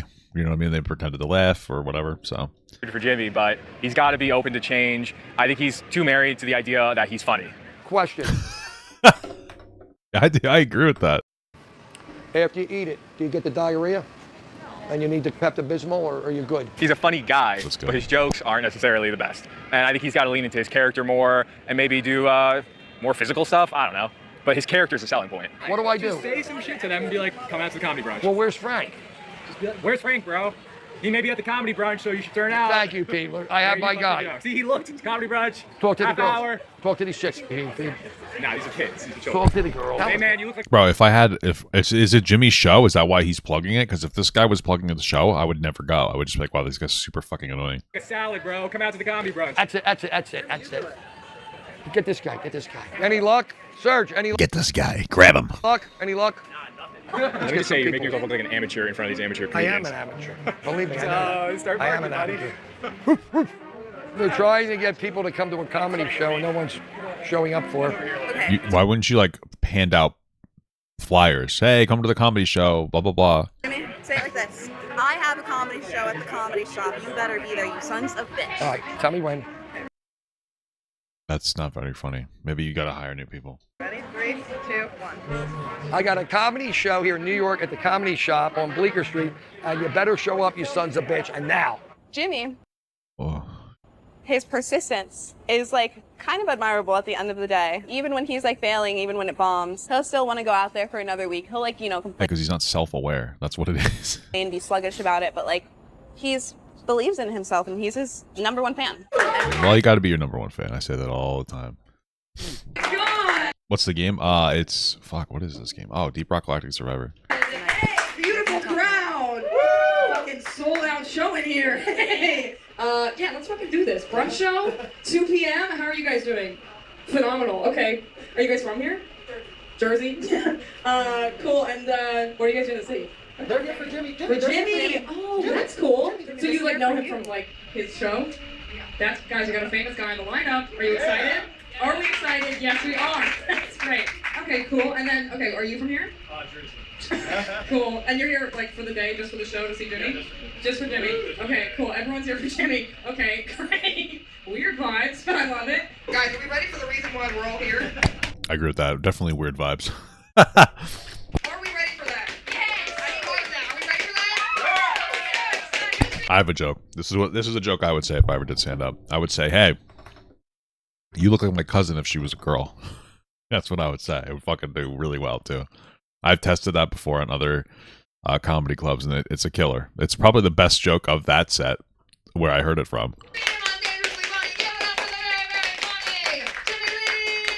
All right, Jimmy, get him. Yeah, Jersey and Trying to trip me. How are you, buddy? Good to see you back in men's clothes. You look good. You're right. So I'm taking a shower today, blow drying my hair gel and moosing it, and then it dawned on me, who looks down there anyway?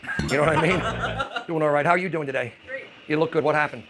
Anyway, I was in Vegas 2 weeks ago. The cool thing about Las Vegas, you don't bring a girl, they send one up to the room. It's really easy. In fact, I got picked up by a hooker in Las Vegas. I dropped my pants, she dropped the price, right?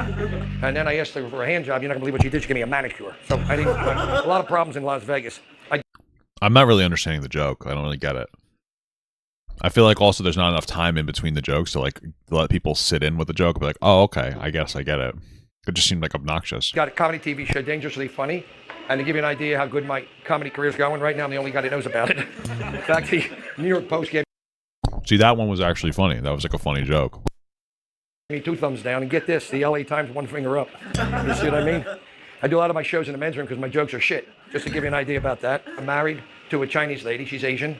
And I got to tell you, when I think about her, and I get a little hungry. I'm not going to lie to you. But she's Chinese, and I got to tell you, every Thursday she's on her knees. Well, we'll talk about that backstage. And she's Hawaiian, and she's from the island. I like a dickie. And last night she actually told Who's like the one guy that's like laughing at everything? What is happening? me my Chinese name. Come quick. She wants to have sex in the backseat of the car. She wants me to drive. You go figure. Last night she got passionately romantic, and she was tired. She said, honey, I want to be on the bottom. I want you to be up on the top. So I bought a bunk bed.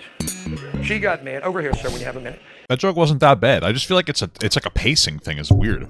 And she bought a strobe light, and I said, why'd you buy that? She said, so when I make love to you, it'll look like you're actually moving. I gotta tell you a funny story about her, because we're older now. When we have sex on, she uses protection, you know, a rifle. But that's a whole other story. You know, we'll talk about it another time. His pacing is horrible. That's like the number one thing that's terrible, because that joke wasn't really that bad. But his pacing is terrible. He just doesn't stop. Like, he doesn't stop. He doesn't give you a second to like let the joke sit in there. You know, he needs to calm down, slow down, or are they just editing out all the pauses? Because this is like insane. Be proud of me though. I saved a young girl from being attacked last night. I controlled myself. So I know That one is funny and very true, very true. But I doubt that he can. I mean, he doesn't seem like the kind of guy that controls himself. you were around for that. But I'm doing good. Thanks for asking. You follow me, sir? You follow me, I'll call the cops, all right? I don't know you that well. And I don't forget a face, but in your case, I'm going to make an exception, okay? All right? I don't like midgets either. I can't stand midgets because I don't want anybody sniffing around my fly list. They're serious. You know what I mean? I know you're having that same problem. Why is there one guy laughing? It's killing me. So I got that guy laughing is so much funnier. Tell you something funny. I got 2 kids. I would love it. You see? I got 2 kids in private school. They won't even tell me where it's at. And I got 2 in the Philippines, son, because the truck stopped for about an hour. And I got 2 chap Jews on running around the jungle going, Happy Hanukkah. That's a holiday, by the way. That's just like the joke. The private school joke was actually funny. I got 2 kids in private school. They won't tell me where it is. That was funny. And then he's just got to like be weird and racist. And talk about like Japanese people and all this. Like, just relax. Chill out. Like, go slow. He's just always going so fast. I know you're an Irish guy. All right? We need you people for parades. So you know why we need the Chinese people, hon? Do you know why? So the Jews have a place to eat Sunday night. You see what I mean? That one's kind of funny. Like, that is relatable. Like, Jewish people like Chinese food. I like Chinese food a lot. But when we had like a small Christmas with my mother-in-law and my brother-in-law just on Saturday, and we got Chinese food. My wife was like, "Oh, we should make a roast beef and all this other stuff." And I'm like, "Just buy Chinese food. Like, it's the weekend. It's quicker and easier." That's a funny joke, but he just doesn't let it sit for long enough. And do you know the difference between a black guy and a Jewish guy, sir? About $250,000. And do you know I don't really understand that joke. the difference between Jews and Italians? Do you know that, sir? 4 years of college. So it's not that much. And Jews don't go to jail, sir, because they eat lox. But Jews buy generic rubbers because they're cheap fuckers. They got what? They don't go to jail because they eat lock? Oh, I guess because lox is fish, but I guess the lox would be they can't go to jail because they eat lox, so they eat the lock off. I don't know. These are just not hitting. Be a little careful. It's a nice outfit. You look like Trick or Treat Charlie, for Christ's sake. Like Halloween's coming. And to the guy with the beard, don't point that at him. He may go off. Okay? And by the way, there's an Egyptian What? Oh, guy out it's there. probably like a Muslim joke. Okay. I told him, don't park your camel in the front. You may block the aisle. You know about the Egyptian people. They're in denial a lot. You know about Rabbi Kimowitz, who told this guy take a little bit off the top, but he missed. That's why he's limping. His name's... All right, I'm almost guaranteeing you that this guy has not added any. Excuse me. He's added a lot of new material to his set, but he's never gotten rid of the old material. He literally just he's like, okay, I have these jokes. It takes me 5 minutes to get through. I have these jokes now, but I only have 7 minutes. So I'm going to make 10 minutes of jokes. I'm going to make them in 5 minutes or in 7 minutes. This is like his set. He's just He's just going boom, boom, boom. Because this is the thing is like, this isn't not necessarily bad. When you do stand-up comedy, like you're supposed to bomb. Like it's like legitimately, you're not bomb, but you're supposed to do bad. If you go on stage and you tell a joke and it doesn't hit, you know it's not funny. That's a good thing. That's a good thing to go on stage and to make the joke and to not be funny. That is audience feedback. That's the whole point of doing of going on stage. But it just seems like he's never updated his set. Like he seems to just have the same bad jokes. Because these jokes are like old dad jokes. It's Dr. Long John. He has a bad limp. Dr. Long John. 2, 3, 4 in the beat. So I took my father to the Medicare office about a month ago to see if he'd qualify. And he's an older guy. And the lady said, unbutton your shirt. He unbuttoned his shirt. The lady saw the gray hairs and said, you qualify for Medicare. And leaving, I said, Dad, you're lucky they didn't ask you to drop your pants. And he said, why? I said, because you would have qualified for total disability. You see? How about a standing ovation? That one could have been funny. I think I deserve that. All 12. I don't think so at all. Yeah, I don't know, man. It just misses the mark because there's some of the jokes weren't that bad. This timing was terrible though. But then when you get to a good joke, it doesn't make you want to laugh. Like part of comedy is building somebody up to be in a funny mood where they'll laugh at almost anything. And then you can ride that really well. And so you could tell jokes that aren't necessarily as funny and still get a good laugh. And then you could tell jokes that are funny, but like it seems even funnier because you've already got somebody going. It's like a chainsaw. So like it's just you're kind of suffering through it. And then once you get to a funny joke, it's like, hi, you maybe blow some air out of your nose. And then it's like, okay. And you're kind of over it then. Well, now come on, everybody, please, everybody. Yeah, I studied comedy with Dennis and Vince Vaughn, actually. Now I have to tell you, wow. Now I gotta say, thank you guys. He just asked for a standing ovation. Now he's acting like he's like, oh yeah, well, I gotta say, you asked for it. What are you talking about? I gotta say that was totally unexpected. What a nice surprise. I haven't done. Oh, okay, that was part of the joke. I actually just look like a fucking moron now. Well, you know what? Suck of balls. Stand up in about 3 years, to be honest, because I do street comedy. I have a hit TV show, Dangerously Funny. We're very viral on the internet. Is it actually that good, or was that the one episode that Ethan reacted to that he's talking about? Like, and I appreciate you guys came out. You too forget about. But anyway, so in closing, I want to say I'm Jimmy Lee, the Jersey Outlaw. I want to thank you guys. Oh, is this his channel? Is it actually a hit? For coming out. This is potentially going to get. Oh, well. Did he sell it? What is happening here? It's time once again to make really big numbers really bigger and enjoy all this. What the fuck is this? This is his. I'm assuming this isn't his channel. What is this? What the fuck is this? How did this guy? Okay, I don't think this is his channel. We're gonna move on from whatever that was. What is he referring to? Tonight, I couldn't find it. I haven't played for this many people in a while. I mean, 7 people. This is wonderful. It's like watching a fly go up a tree. But thanks for making a guy from New Jersey feel a little bit important coming out. Have a good night. Wow. I like the fact he's living his dream. You get it to a point in He's living my fucking nightmare right now. life where you just want to, you have your goals and you want to accomplish your dreams. He's the Jersey Outlaw. I'm the Mozzarella boss. Hey everyone, my name's Rob Nestori. I'm the Do you guys just like get together and make up your own names? I don't understand the desire to make up your own nicknames. Doesn't it kind of defeat the purpose of the nickname? Usually other people come up with your nickname and it's more fun. Or did you guys come up with each other's nicknames, or like what was it? Dude. Mozzarella boss out of South Jersey. I've been a friend of Jimmie Lee, the Jersey Outlaw, going back to 1985, where we met at Harris Casino when I was washing his uncle's boat. Okay, 2 10-foot trucks. All right. Oh, and I gotta give you. I'm gonna shoot you the email of the contracts. You want a demonstration? The Mozzarella boss is making it for Amazon now. I'll put the water on. Just tell her to come Is he making mozzarella for Amazon? over as soon as she's done. Here's the keys, gentlemen, and she'll be on. These are my friends from Amazon, right? Check out the U-Hauls for the day because they're driving the Yeah, but nobody needs to know that because for the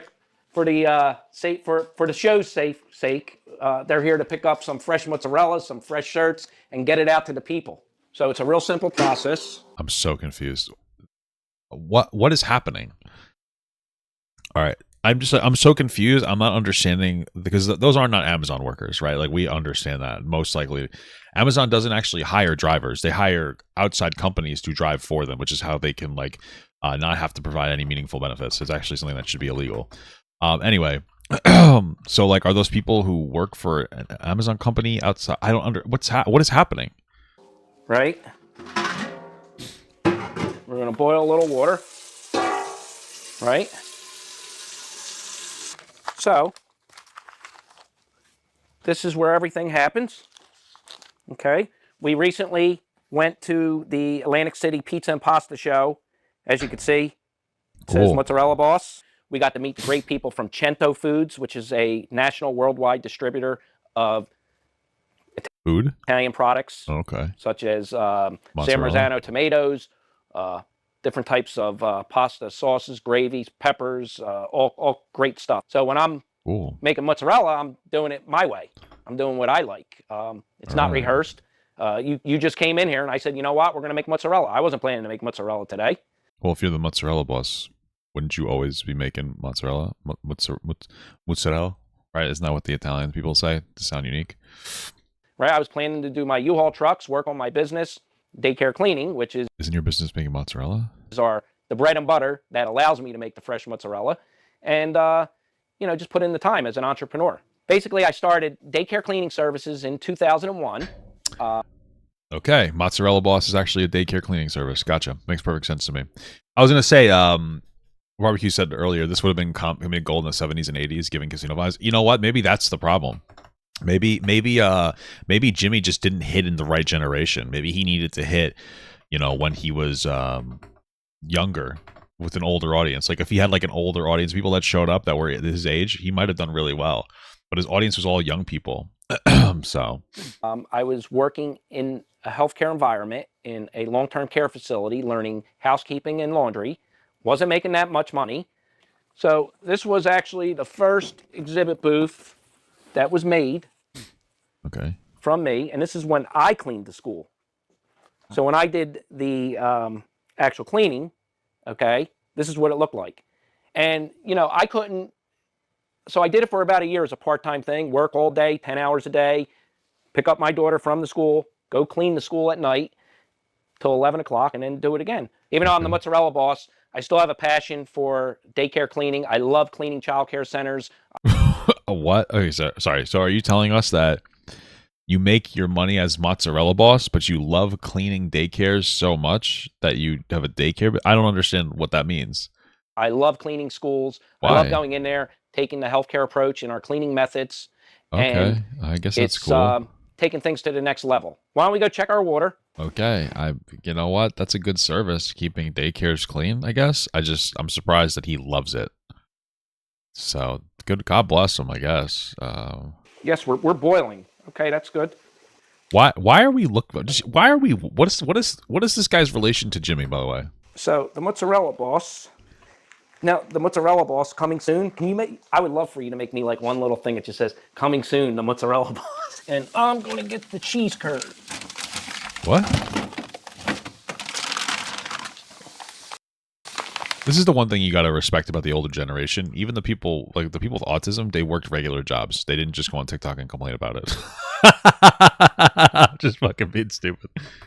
It's his real passion. I respect that. Cleaning daycares is his real passion. Yeah, I can respect it.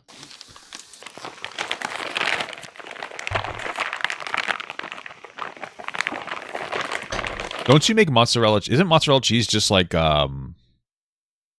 milk and like olive oil? or something. Like, isn't that how you make it? I think I saw a video about that. I was surprised that it was such a like so many easy steps to make. Then you dry it out or something. I don't even know. Who gives a fuck? I'm not gonna ever make it myself. Okay, so this is my cheese curd. And now what I do, I'm gonna go like this. Normally I would cut this, okay, but I don't need to cut it. I like to, the old-fashioned way, use your hands.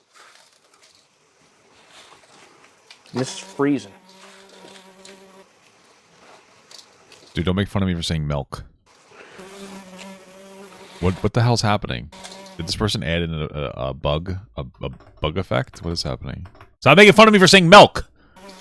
Milk. Sorry, I didn't say milk. It just sounds awkward. It's not how you're supposed to say it. Milk. So I chop it all up like this. Okay. Woo. Everybody should know how to do this from their house. No thanks. Watch how we're going to do this.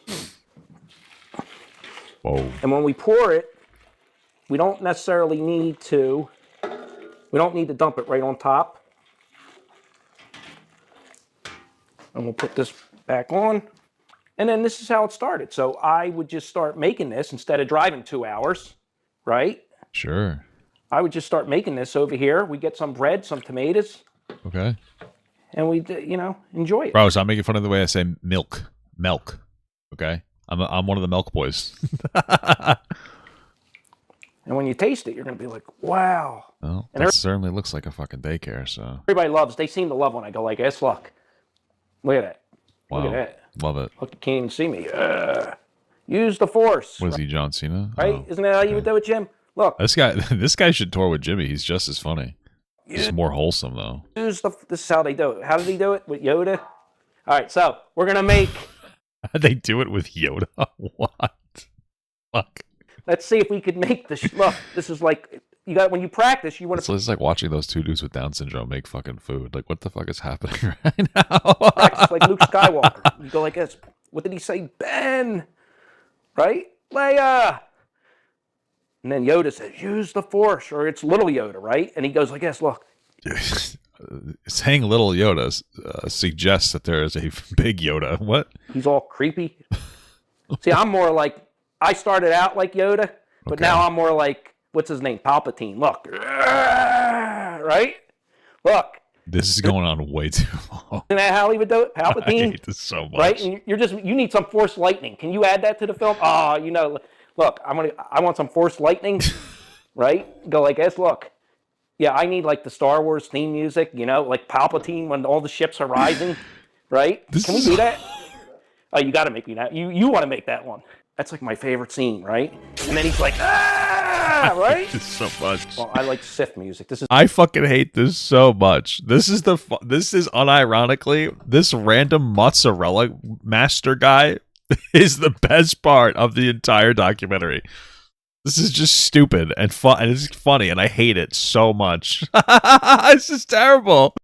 This is Sith. We welcome the Sith over here. I would never skip this. This is the best part of the documentary. It's just so much. It insists upon itself in the worst way, but it becomes funny. It starts off so stupid, and then you start to think it's kind of silly, and then you start to hate it.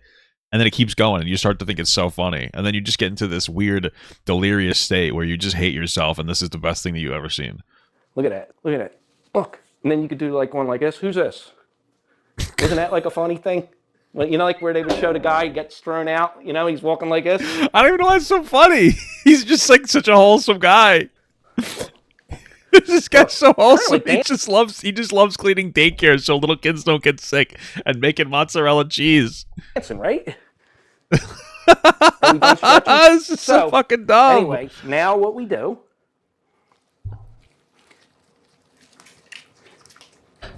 This guy is so much better than Jimmy. See that?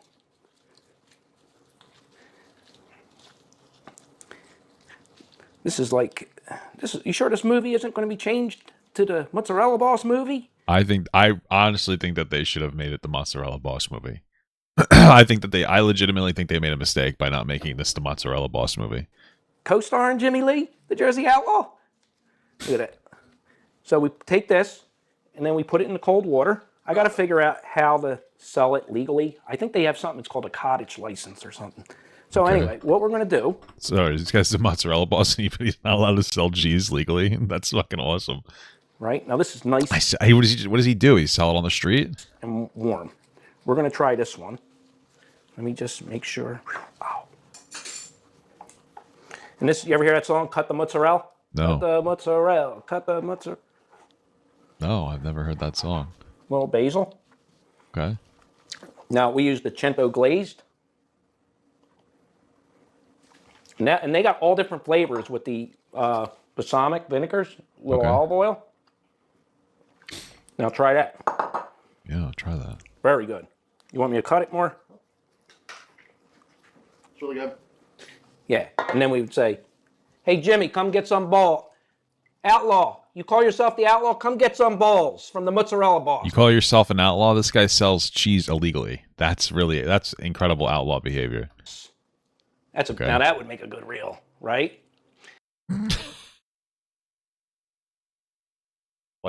Like a reel as in like a movie, or like a reel as in an Instagram reel? Jimmy? This guy watch Instagram reels. I feel like this documentary was made right when they released Instagram reels on Facebook, and he's like, this would make a great reel because that's the only thing that he watches. Oh fuck. I know I know you since 1985, Jimmy. Wow. You call yourself the outlaw. Let me tell you something. I created that outlaw. He wants a debate? I'll give him a debate. I gotta eat some mozzarella now. Okay. What the fuck, dude? Is this how they started Jimmy Eat World? This is incredible. Jimmy Lee, the Jersey Outlaw, celebrity chef. Today, we're going to show you how to make the Jersey Outlaw. I am so disappointed that he's back on the screen. We just got like 10 minutes of Mozzarella Mike or whatever the fuck his name was. And that was the best part of the entire thing. Please, get this guy off my screen. He makes me uncomfortable. Outlaw hoagie compliments of the Jersey Outlaw. The first thing you do is you slice down the lettuce. Let me show you how you do that. With a 1 and a 2 and a 3. All right? Copy? Capiche? The next thing we do is we slice down. I don't know if I can do this. Jews don't normally cook. They eat. What? Yes, they do. We're going to try it. The next thing we do is we slice down the onion. We do not, I repeat, we do not eat the tomato. Stop with the tomatoes. No throwing the tomatoes for the Jersey Outlaw. Any more tomatoes being thrown? I'm done. The next thing we do is we slice it down the bread. Now watch. This sucks. Fuck, man. You can't put mozzarella. I don't even remember his name, but I'm calling him Mozzarella Mike now. That's his name now. You can't put Mozzarella Mike on and then give us this. Mozzarella Mike is just like a wholesome, genuine dude. Mozzarella Mike is the guy who is like very, very, very extraordinarily slightly autistic in the most fun way, but he's like a really hard-working, nice, meaningful guy. And then you got this fucking guy on here. Like, he's terrible. He's terrible. Comparatively, it's fucking horrible. I hate it so much, but just comparatively. Very important step, because if you slice it down the bread wrong, what happens is you slice it with your finger. And now, let me show you the Jersey Outlaw way to make a hoagie. The first thing you do is you need to test the turkey, because sometimes the turkey's not good. You have to make sure it's good. And it's not bad. So as you're How long do you let that turkey sit? doing that, you make the hoagie. Again, Jews don't cook, so this isn't that easy for me, but I'm going to put it in, and the turkey's pretty good. I'm going to eat the turkey a little bit. I'm going to keep eating the turkey. Okay? It's really good. I mean, this is relatable. I typically eat all the food that I'm supposed to be preparing to eat as a meal, which is problematic, probably, no? Turkey is great. And then you got to put a little lettuce in here. I'm going to taste the lettuce too. That's what rabbits do. And then you got to use the cutting board. If you don't use the cutting board, you're fucked. Oh, no, lettuce is wonderful. You got to put the onions on there. Okay. And while you're putting the onions on, you need to eat a little more turkey. No tomatoes. Stop with the tomatoes. Why? I'm going to put a little more onion in. And then you have to do this. You have to fold the hoagie in half. I mean, I get the joke. People throw tomatoes at people that suck, but okay. Then you cut the hoagie, but not your finger. You have to be careful cutting. And then as a Jew, you'll need to take a bite of the hoagie. Is this what it sounds like when I make a joke about Jews and then I say that I'm Jewish? because it's starting to get really fucking annoying. Maybe I'm like really annoying, actually. I mean, the reason I say it in my defense is that it's hard to make jokes about Jewish people without people getting mad at you. I don't want to get banned, so that's my protective card. Hey guys, I'm Jewish, but I don't think he's doing it for that reason. Son's a bitch. That's a good hoagie. Yep, it's delicious stuff, man. That's the best lunch I had today. So Jimmy was doing comedy. He had done music. The music's very, very good. He's just a unique guy, and I would love to hear it. I would love to see how good this music is, please, for the love of Christ. so complex. When we met was during the music era, when he was doing music, which he loves, and he was very, very good at it. I feel like Jimmy just likes to do anything that he feels like can make him popular. But you gotta be kidding me. That's funny. That made me actually giggle a little bit. The song is The Ballad of Jimmie Lee. Story about my life.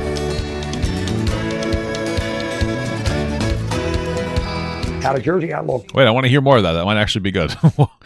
wait, play more of that, please. Name came about was by accident. My wife's maiden name's Lee. You're not going to say, let's hear it for James Weiner, a country rock artist, a Jew. His name is James Weiner.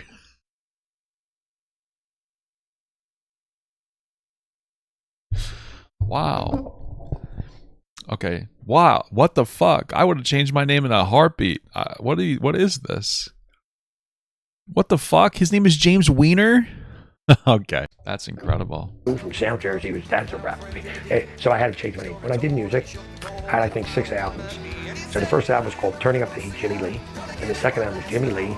And the title of the album was Jersey Outlaw. So then what happened was, I'm doing music. And maybe an album or two later, we put on the album, Jimmie Lee, the Jersey Outlaw, like my name. So with the Jersey Outlaw, when we put that on the album cover, talking about the comedy, people knew who I was as Jimmie Lee, the Jersey Outlaw. So I'm not changing my name, I just changed my format of entertainment. The genre went from music to comedy, but the name stuck. So now it's a fixture of the name. The name's been around since '04. So it's not like we're changing the name. Okay. So that's how we got the name.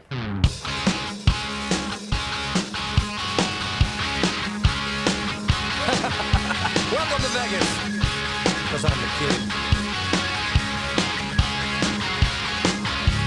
First time we actually did a show together was in a restaurant, Philomena's, Berlin, New Jersey. And he sang. And when he went on stage to sing, he kicked ass.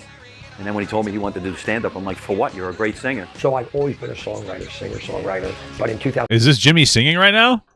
It might not be that bad. Before I hired Dave Ivory, who was the Grammy producer, so it could be done correctly and be commercialized and good somewhere. And it took about 9 years to realize I spent a lot of money and didn't get anywhere. So I had to switch to comedy. I mean, I got to say that, you know, the music industry is really hard, but as far as some of Jimmy's songs, especially like in that Spanish Girl period, you couldn't get much better than what Jimmy was doing.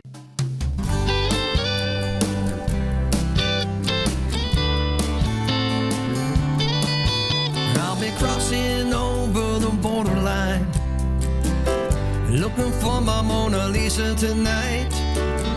Even though we come from different worlds, wanna be with my Spanish girl. I put a ton of time in. What the fuck? Why the fuck is he doing comedy? His music's actually okay. It's actually that song was a little cringe, but this music's actually kind of good. Why the fuck is he trying to do comedy? That was actually not that bad. What the fuck? He has like a decent voice. What is he doing? Okay. Thank you so much for the $20 from Red24. I really appreciate that. That was shockingly good comparatively. Like, oh my god. Hey Papa, thank you so much for the Gooner content. My son just turned 17 months today, and I'm listening to your videos and words.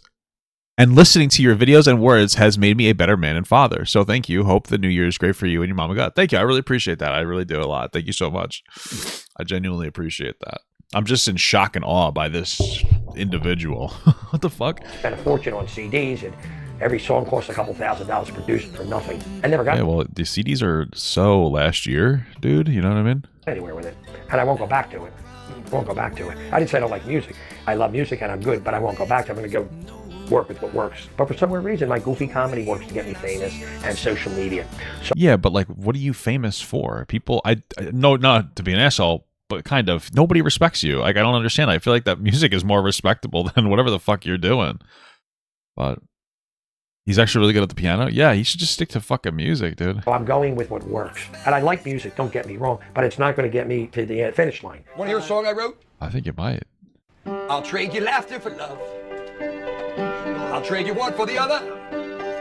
Laughter for love, that's what it is. All right, this is not good. Just to be clear, he's playing this song is the way his comedy is. It's just too fast paced. It's like weird. Maybe it's because I have the video on like increased speed though. That might be my fault actually. Some sadness, mirth, and for whatever it's worth. Yeah, he should do music covers and then also cover his fucking mouth when he does comedy. Like it or not, I'll give you all that I got. Papa, if you had no choice, would you smoke crack or meth? What the fuck? I have no choice. I would both, I guess. I'll trade you. But I don't want to. Okay. Sunlight for gold. One shines as bright as the other. Love is pure gold.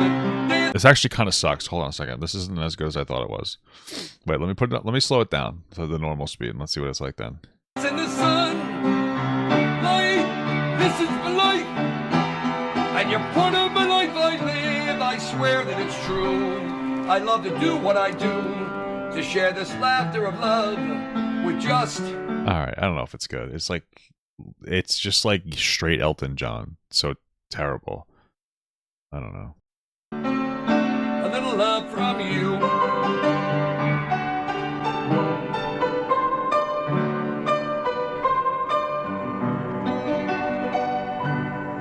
That's a song I wrote about being a comedian. This kid's talented. Okay.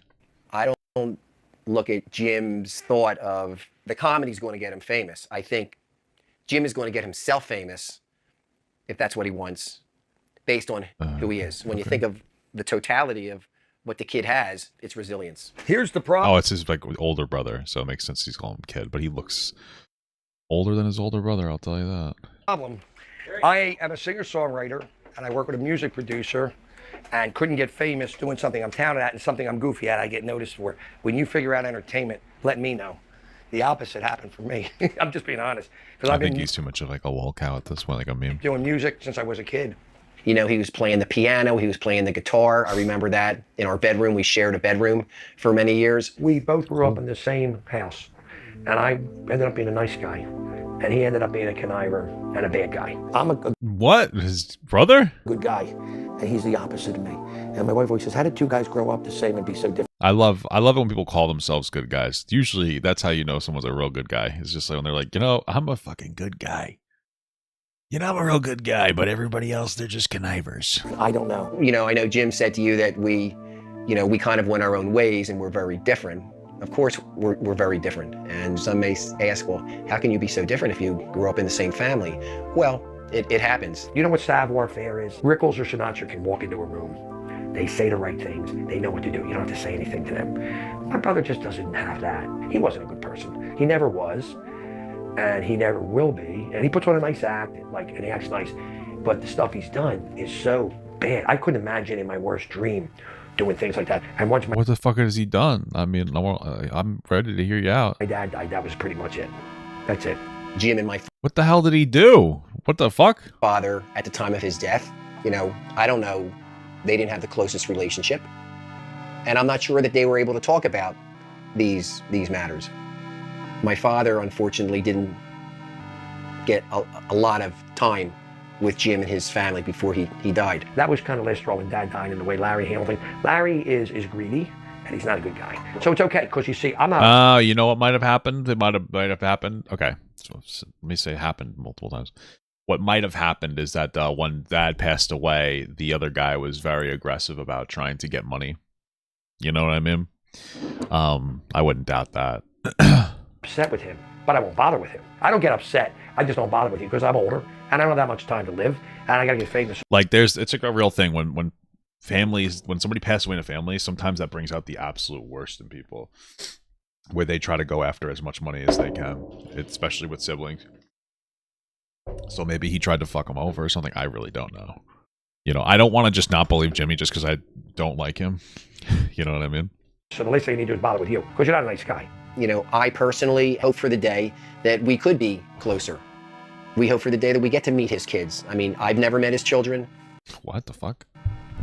You know, that's the, you know, the situation. I make people feel good, whether I do comedy, whether I'm nice to people in the office. And that's the problem with Larry. He doesn't make you feel good. He makes you feel bad. And you know he's conniving something, and he's... That's such a sad story. Thank you for the $10 from ASMR Biz. I really appreciate that. But this is such a sad moment. He just doesn't make... He's just a conniving fuck that doesn't make anybody feel good. Like, oh, that's so yucky. That's so sad. It's sad that that might be true, and it's sad that you feel that way, you know? Like, that sucks.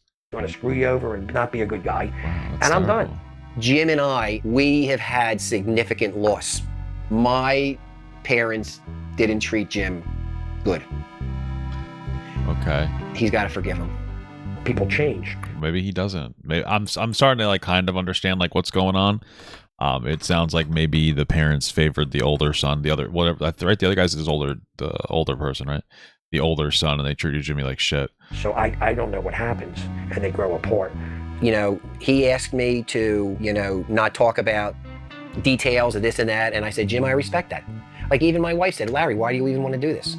Well, selfishly, I think I want to do it, and I've done it, is because I have a feeling that it's another possibility of reconnecting us. I just feel that what a way to end this film with some type of like reconciliation. I can't believe what he's saying about Larry because of the way Larry talks about him. I don't know. Like I can kind of believe him. I'm just kind of like what I'm hearing and the way I'm hearing it. It kind of makes sense to me that the brother. I don't know. Maybe there's just like resentment there because he didn't stick up for him the way that he. I don't know. I don't know exactly, but or reconnection with a sibling. We're brothers, and I want to be closer to my brother. And I'm hoping through this film that maybe there's a chance that can happen because we are running out of time, Jim. So let's figure this out. Family. Family. Family. Family. Point to the hairline, Anna. The hairline's strong. I have been very driven, and I'm an older guy, not old, but older, middle age, and I got to keep going. I haven't run out of steam, but I could, so we need to get this done now. It's not cheap what I do. It's not like a joke, it's real. And it costs a lot of money. And I'm not making money, so I'm basically spending money. I'm investing. I think he has a misunderstanding. Investing into what? What a fucking terrible ROI, dude. Understanding about how all this stuff works. When I first started working for him, he'd be like, hey, can you make me famous? I need to get famous. We need to be famous. You know, everybody just blows up overnight. That's not how it works, obviously, or else we'd all be famous. He's an older man. He wants to do this now, and realistically, if we're being honest with each other, he doesn't have much time left to have the energy to go out on the street and do all this stuff. We grew, obviously. Does he have fucking cancer? Like, what's happening? What the hell's going on? See, he's not famous right now, but he's growing and stuff. I've asked him before. I'm like, I said, Jimmy, if you were to rank yourself on like a letter scale, what? I feel like it's almost a cruel joke that Ethan even associates with this guy. I'm not even kidding. He he doesn't have what it takes to be talented. And the fact that Ethan platformed him and gave him a taste of fame, it's completely a meme. I don't think that the people that like Jimmy from H3 hate him, but I do think that the only reason that he's popular is because of Ethan. And without Ethan, there would be been no time of day for him to ever get popular. And it's like getting a taste of that. That's like poison for him. He should have just never been popular in any capacity, and maybe he could have kind of moved on with his this whole thing, and he could have just let it rest and been content with that. Because I feel like, you know, for a lot of people, trying and failing is okay. You know, at least he gave it a shot. That's what it seems like to me. Like, what kind of celebrity would you be? Would you be a B celebrity? C? I think he said B. I was like, you're out of your mind, dude. I don't know, like he could blow up and get like all the fame that he wants on the internet. It's not gonna be to the Sinatra level, obviously. Jimmy sees famous as like Frank Sinatra, Sylvester Stallone, and that type of like world is different. He also like is like, oh, the papers. He was like, oh, I'm in the LA Times. He like thought that would get him famous. Like was doing like LA Times and radio. Yeah. Give me more mozzarella, boss. That like our world is like completely shifted. I think he has the wrong perspective of where this could go. He thinks it's still like old school, be on TV, be on television, you know, walk outside, everybody's praising you. It doesn't really work like that anymore. And realistically, the way that he could be famous is social media fame. It's not that type of fame. Mainstream won't work for Jimmy. It won't. And that type of fame is what you get when you're, I don't think that type of fame is attainable for him. I think it's a whole different ballpark that we're in with Jimmy. What is some of your favorite old school race car? Ball sack. I wonder if using this would. My old school race car jokes that wouldn't fly. Well, I'll get a bunch of guys around. I'll be a black guy and that was kind of funny. Oh, I thought This is so stupid. The funniest joke from this whole thing is not even a joke. He's talking about old school race jokes. And he's like, yeah, my old school race jokes wouldn't fly. And I thought he was making a joke about how race cars don't fly. Yeah, my old school race jokes don't fly. Funniest thing ever. But it turns out he's actually just saying his old school race jokes won't fly because he just says racist things that aren't actually said in a funny way. They're just racist. Me, I can say racist things in a funny way, but I'm not going to do it because I have some fucking decorum, guys. Okay? And I'll make sure the crowd likes him. At the end, I'll go to white guy, you like him? And he goes, yeah. I go, you want to buy him? That would work 20 years ago. It's not going to work today. Have you thought about doing some more like adaptive PC racial humor? I'm not a PC guy. You can't take the Jersey out of the Jersey Outlaw. You can't change me from being a wise guy to doing politically correct jokes and being boring. Could people change you? There's always a line. There's like always a line of edginess, and it's always shifting a little bit back and forth. Anybody can, like, I feel like I do that decently well. I know where the line is, and I try to ride the line, right? There's nothing wrong with that. Like this, I hate that like PC, like the term PC has become such a negative. Like, it's okay to be politically correct. It's also okay to like push the boundaries of what is and isn't politically correct. It really comes down to like what's respectful. And if you know where the line is and you intentionally cross it constantly, I feel like you're just not being respectful on purpose. And it's like, I don't know. I just feel like stay in the respectful line, you know? Are you changing who you are to please people? No. And you shouldn't have to. And I don't feel I should have to do that either. I am who I am. You think PC culture is just your entire life is about pleasing other people. I don't know what you're talking about. destroying comedy? I will be honest with you, Andrew. COVID hurt my dental career, and PC comedy killed my comedy career. Because I was actually a funny guy until the PC comedy came, and my stuff was more accepted. Look at this guy with a hair. Bro, you don't have a career, so I'm not really understanding what he's talking about. Let's go over. Come on. Sir, I got to tell you something, sir. Also, COVID definitely did not kill any part of his career. His non-existent career. I'm telling you right now, COVID's the only reason that he exists. COVID gave people massive, like, a view shot. Does he not understand that or acknowledge that? He probably just doesn't understand that. You can't even tell. It looks perfect. The hair. You couldn't even tell it's a piece. It looks perfect. You look good. I can't even tell. You can't even tell. With a nose like that, you got to be a Jew. It always made me feel good, entertainment, and then I did music for a long time when I was younger and moved over to comedy, but I've always been an entertainment style personality, so I could do really anything. And I do the old style wise guy comedy that I grew up with in the 80s. We need old comedy. I mean, that's what the world's missing, you know? No, what are you talking about? There's still plenty of people that are funny that they engage in newer comedy. Shane Gillis is a phenomenal example. And not get offended. Not get offended if something's black or white or Spanish or this or that. Doesn't have to be like that. You could still make those jokes. If you can't make those jokes, if you can't pull them off, it's just because you're not funny, just to be clear. Take your thing off, your bibby thing. Let me see how pretty you are. Take the bibby off. Can you take this thing off? He was talking about his dental career? No, he was talking about his dental career got ruined, but also his comedy career got ruined by COVID. Didn't he just say that? But his comedy career only exists because of COVID. A bunch of like B, C, D, and F tier celebrities were able to pop from that. That's how I have anything. I'm not a fucking S or A tier, so I'm probably like a C, or not even a C tier at all. Like, I'm like a fucking D tier internet celebrity. Okay, it's I only exist because of COVID. So does he, but he actually so much more. No. Religious. Since I was a kid. That fucking that shaking is like just hitting me in my right ear in a way that makes me want to slam my fucking skull into a headboard. Even when I was 19. Like I used to do when I was a kid and I would lose in video games. I was studying Don Rickles' every move by taping his show. And he was funny, naturally, and off the cuff, like what I do on the street. Jim idolizes Rickles. Nice guy. See, you don't see a guy like this with the Fu Manchu mustache, and you're not even a chink. Chinese would be nicer, but the guys I know are chinks. Jim, studied Rickles. He knew Rickles. He went to many Rickles shows. Has a lot to do with Rickles. He has a lot to do with Marty Allen and Rossi. What's so funny is that like if Don Rickles existed today, he would still be funny, but his jokes would not be as offensive. Oh yeah, you're right. He was saying that his dental career is failing because of COVID, and his comedy career failed because of PC. You're right. I fucked up. My bad. I should fucking light myself on fire. I'm being a little dramatic, but you're 100% correct though. Sorry.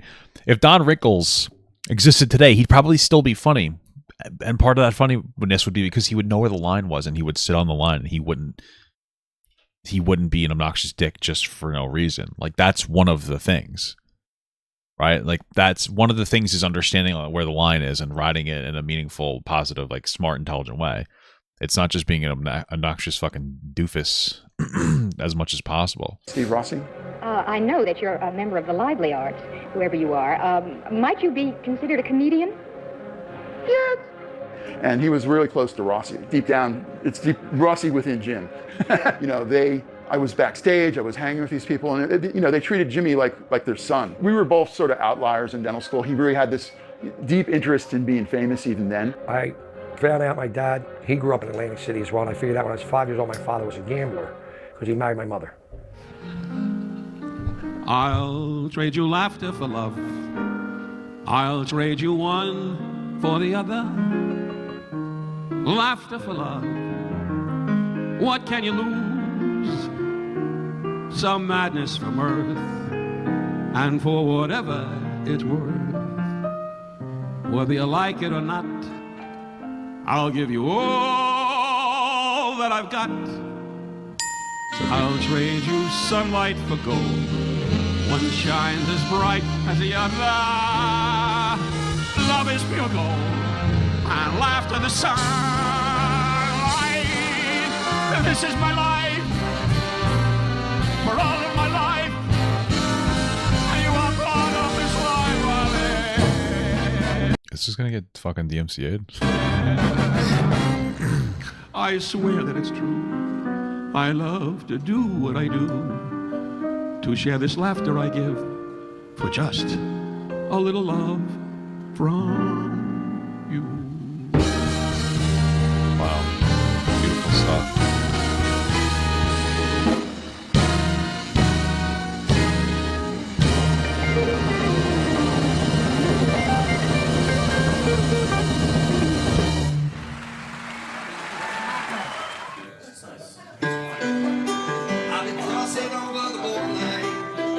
All right, I guess that's the whole thing. I don't feel like... I guess he's just singing the same song Don Wrinkles did. All right, interesting documentary, I'll say that. Let's watch the I guess this is the most recent controversy, which is, it's not even really that old. It's like a month old or so. A couple months old, from Jimmie Lee getting confronted about being a kind of a weirdo. And we'll kind of end it there because I feel like that's relevant to the documentary. And also something to do. Is Jimmie Lee here? What? Did he show up? Should we let him in? No. Oh my god, he texted me the same thing. Okay, hold on. Let me. Jimmy might be here. This is so scary. Well, we've been avoiding him for a reason. If he wants to come in and talk about If he wants to come in and get aired the fuck out for being a piece of shit, he's welcome. Oh, Dan's got some heavy energy. You can hear the rumble in his voice. To step in. Yeah. You tell him to step in. You hear a little bit. He's a little afraid, but he's still acting like a man. You got to give him respect for it. I'm gonna go look. It's outside. He did this. I'll go. He goofed on us last time about it. Make sure your wife's watching, Jimmy. Oh, Jesus Christ. Dan's fucking... I don't know. Dan sounds so cringe. I don't know. Wait, God, what is Dan. happening? Apparently, I don't know. I don't see anything. What do you mean? Check what text? I don't see Yeah, I don't have a anything. text. In the chat, in the Discord. Yeah, I don't see AB sent a screenshot of it. Oh, AB sent, hey, AB, it's Jimmy. We're in town. Love to see you guys. We're doing a big thing at Pink's. Yo, it's me. We're at the studio. Let him in. He's here? Let him in. Come on in, Jimmy. Pop in? So here's the thing. Pop in? The thing is, I've been avoiding talking to him because basically, like Dan said, he's going to get aired the fuck out. Like, out. And look, I know his wife gets upset when we talk about, and I'm avoiding it. I don't want that heat. She's scary. But that's pretty much how it is with my wife as well. And if he insists on coming here, showing up. Uninvited. Just shows up at the front door. Dude, he's fucking here. In the bathroom. Wait, how did he got in our office? Yes, I saw. We were going out to look out the window, and he was literally. We passed him. He was in the bathroom, just like. How did he get in? I don't. Who let him in? Who let the dog in? Do you guys get it? It's like the famous song, Who Let the Dogs Out? Bruh. Are you serious? What is he doing here? I just saw. I was looking out the window. Dan's one of the cool dorks. Like, he'll smoke weed with you, but he'll snitch if you don't get your part of the project done. That's what I'm saying. I feel like if I ever hung out with Dan, and I would never get the opportunity to, right? Like, I understand my place in society. he would just be like, I make. Sometimes I get like a little, especially if I get drunk, I make inappropriate jokes. My wife has to hit me. I'd be like, come on, knock it off, right? I understand that. I feel like he would snitch. I feel like he would take it to the internet the second that something happened. Oh yeah, well, Papa Gut said this word, and it's like, yeah, I was drunk, and everyone else left, maybe uncomfortably. No, I'm just kidding. You know, I feel like he would snitch though. You know what I mean? Thank you for Triforce Bit for the 25-month. I mean, God, Jesus Christ, 25 months for the documentary wars. I wanted you to watch the first part where Mike had shot a documentary with Mike Klum. And did a different doc. Oh, really? He shot a whole documentary? That's fucking crazy. He shot an entire documentary? Oh my God. Maybe I should watch that. Turn around and I see something just slither into the bathroom. I walk in, the door's slightly open. I push the door open, and he's standing and peeing. Do you know his dick? No, I saw his back peeing. It's the weirdest shit ever. I literally saw him Didn't lock the door? There's locks on the doors. Now they're... Maybe we'll do just that part, just for the memes. Now he locked it after that. What is he? He slithered in like a little snake. It was super creepy. I have it on video too. Hold on. Who's that? Hold on. I don't like that. That's crazy. Oh, if that's the case. Yeah, that's crazy. What? He snuck into the bathroom. He snuck past security and he hid in the bathroom. I thought that he just kind of got in there. He legitimately broke in. That's insane. Jimmy got in. I don't know how the fuck he got in our building. He must be sweating whatever's going on then. Oh my God. What is going on? This is fucking wild. All right, Jimmy. He told security, yeah, I'm supposed to be here. I guess they believed him because he's been there before. Jimmy. It's not okay. Wow, all right. Fuck. I don't know. Jimmy, come here. Jimmy, go sit down, bro. Oh my God. How did he get in? I don't know. All right, Dan, relax. That's what I'd like to figure out. Somebody needs to get yelled at for letting a random fucking psycho dentist in our... Who let him in? Jimmy, come here. What's wrong with you? That's clear. Sit down. Sit down. Poppin'. The dogs are barking at you. Yo, doggy. All right. First of all, yo, doggy. You probably shouldn't discipline their dogs at a time like this. Oh, that was not good. For him. I'm not gonna stop. Guys. Yeah, I'm not gonna let them stop. That's why they're here. Attack intruders. Jimmy, how did you get in? How did I get in? I parked outside and I rang the bell and somebody let me in. They just opened the gate? Gate open and isn't the front door have a key too? He I said I'm here to see you, and he opened the door for me. Was it Jeremiah? He probably thinks he's invited. Oh fuck. Yeah, I mean, I would expect. I mean, it makes sense that they would think that he was invited. I guess Jeremiah's probably seen him before. Yeah, so it's not that. How you guys doing? What do you think? You just coming here? How you doing? I'm okay. Okay. So let me tell you something. First of all, I don't know why this is like so much harder than any ever has been. It's weird. What's up? All right. Since you showed up here, if you want to stay on the show, what we have to talk is basically, I'm going to air you the fuck out. For? You know what for? For Mason? Yeah. He has. Yeah, he obviously knows what for. He broke into the building. I texted you that last week.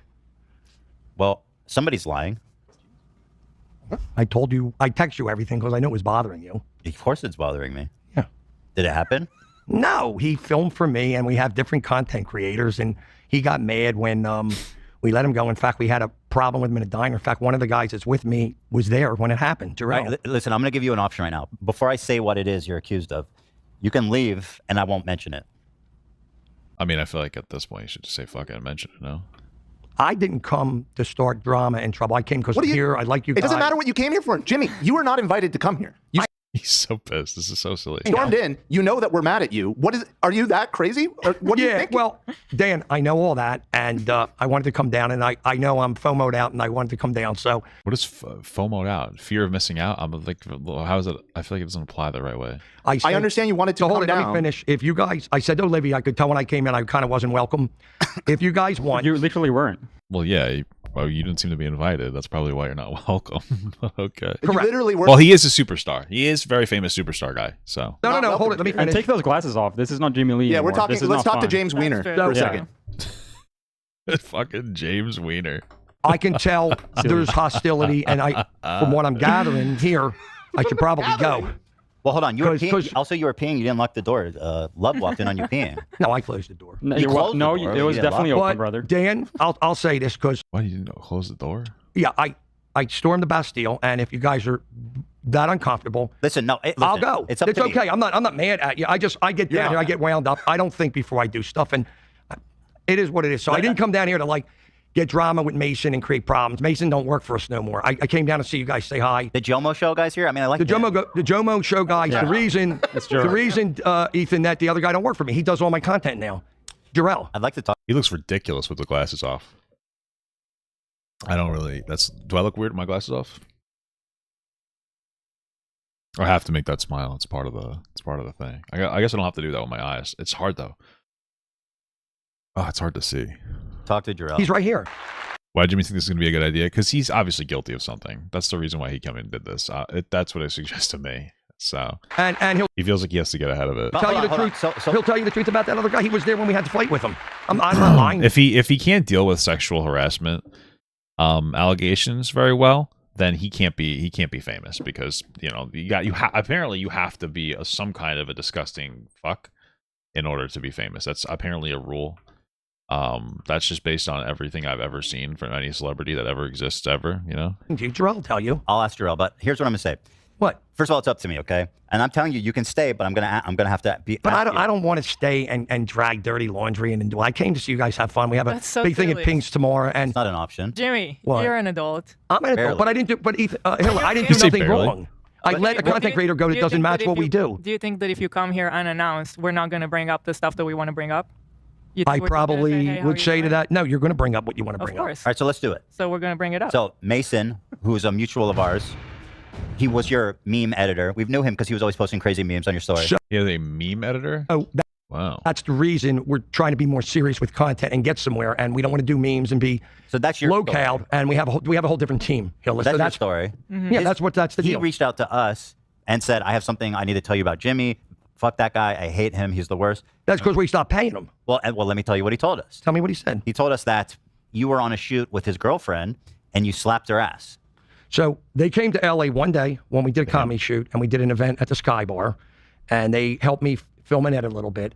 And I did not hit her or do anything. They were helping me film. No, I touch your ass? No. Did you make any sexual comments about her? No, it's his girlfriend. And well, of course he did. I mean, like, not for nothing, but based on the entire documentary we just watched, he makes sexually inappropriate jokes and then he goes, "No, they're just jokes." He has fundamental boundary issues. You know, it's kind of silly that they were ever friendly in the first place. And he's my filmer. Yeah. And they came for a half-day shoot, Ethan. Mason wasn't there, so this is all according to his girlfriend. And the girlfriend. So his girlfriend's lying? Let me explain. The girlfriend and him. The fact that he doesn't say like no, it communicates to me that the girlfriend is in fact not lying. Him came to the Sky Bar. It was 1 hour for a posh event. And Saturday they came. We had a shoot, Hill. It was like 10 to 8 at night. And they came at like 12 or 1 in the afternoon and left at 5. Okay? So how long were they with me? They were with me about an hour at the posh nightclub, where it's a fashion show, where I know some of the people, they're like B actors. And then they were with me on what does that make you? Set. They came late and left early when I did my big shoot.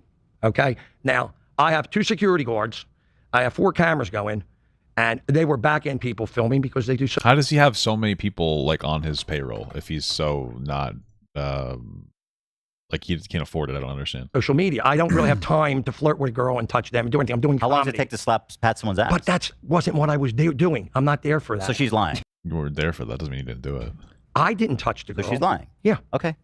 Would you say it's absurd that you would ever do something like that? That you would feel up on a girl and be inappropriate? Hug people and love them. Uh-huh. And I create a lot of FOMO and have entourages that travel with me. Another scenario. I have a lot of entourages. He's so full of himself. What the fuck? In the recent live show that we had in the back room. Wait, what? Yeah, this is what I was about to bring up. Wait, did I know about this? Yeah. I don't even know what you guys are talking about. One of our production assistant was hanging in the back room, and you kept like saying, "Oh, you're so beautiful," and like kind of like whispering stuff, putting your arms around her, touching her. I didn't know about that. Me? Yes, you. Who was the girl? I'm not going to say who it is out loud. I don't even remember. I know her. She's very trustworthy. She's very trustworthy, and you know who was there and witnessed it is my girlfriend who watched it. There, so we have. So Dan, you know. Oh, he was hitting on other girls. I mean, as long as it's not, well, it's not good because he has a wife. So that's obviously shitty. But Yeah, that makes sense. It sounds like something he would do. Yeah. My problem is I love people and I'm friendly and I hug guys and girls when I do. Listen, I can sometimes be a little flirtatious and like not even realize it, but I'm never touchy. Like that's the part I don't understand. I'm never touchy with my flirtatiousness. That's the part where it's like, oh, over the line. Are you a kid or touring are you a stuff and Am I I'm not talking hitting. to a 5-year-old or a grown-up? I'm talking to a married man, right? You're talking to Yeah, and I'm married. That's I'm an appropriate way? You think your wife would be happy to hear that? Facts. This is Oh a my jury. God, you guys. I shouldn't have come on. Yeah, no shit. Yeah, no shit, huh? Yeah, why did you show up? Well, hold on, Jimmy. I shouldn't have come on. Yeah. I made a mistake, Dan. You were right. I apologize to you guys that came on, but you know what? I came on. Do you want to hold on? Let's clear it up. Let's clear it up. What did Ali tell you, Dan? Because this is kind of I didn't internalize this. I really am because I didn't come for this. No, I know you didn't come for this. I didn't come for this for you. Well, hold on. I'm sure the women didn't come for that Jimmy, either. You're here. Yeah, they probably didn't come to it either. You're here. Jimmy, here, sit. Dan, what did Ali I'm sure they didn't Haktua it. You guys know what the Haktua mean? It's still massive. say? What Said happened? exactly what Hila just said, is that in the back room, you were hanging out, and this person who is a key part of the production, the live production, and who is very trustworthy. We all know and trust. Yes, that you were whispering sweet nothings to her, telling her she was the most beautiful girl you'd ever seen. Unbelievable. I can't believe how hot and how good it is to see her again. Because you had seen her at the previous one because she does all the live shows. Sometimes? That middle-aged Riz, dude. Holy fuck. Okay, That isn't beyond friendly, but End-age Riz? I don't know. that's not friendly. Hold on. Do you talk? Guys, I'll leave you on this note. I'm Do going you to go. usually say that to women? I am overtly friendly to people. I hug guys. You and say, I don't you call dudes sexy when you hit on girls. I'm married. You're a liar. You're lying. I mean, that's just not true. We literally watched him in the documentary grab a girl's arm. Like, what the fuck? You're straight up lying, dude. You are a liar. I'm sorry, Jimmy. This is why I didn't want. I was protecting. I was protecting right. you. Yeah, fuck yeah, I was right. Why? Why would you protect him from it if he actually grabbed the girl's ass? Like, what the fuck? The rest of it, I don't necessarily care too much about publicly. Right? Like, oh, he cheated on his wife. Like, that's shitty, obviously, but I don't care about that from like a public perspective. But I mean, if he's grabbing girls' asses, and if you find that person trustworthy, like, I could believe that he would do it. I didn't want you to come for this reason, and I warned you. I said, listen, you can leave. Good luck with your wife. Hold on, can I talk to Jor-El? Good luck with your wife. No, I want to talk to Jor-El. Where is he? Jor-El, come. You're with us now. It's okay. Jor-El's with us now. Jimmy doesn't want Jor-El on the show. All right. Well, that was interesting. Okay. Let's watch this one. This is like a kind of a short bit from another segment about Jimmy Lee where he passed up on Mike Klum. I'm curious about that. Let's watch this. Oh, I have a question actually, Mike.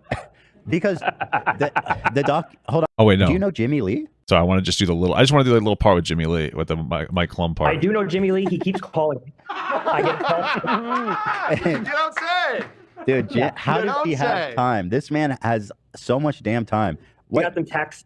There's tax. Let me read. Holy shit. First off, how Jimmy Lee spells please is PL. PL call. Yep. Call with a bunch of L's. Important. Call me. Period. Important.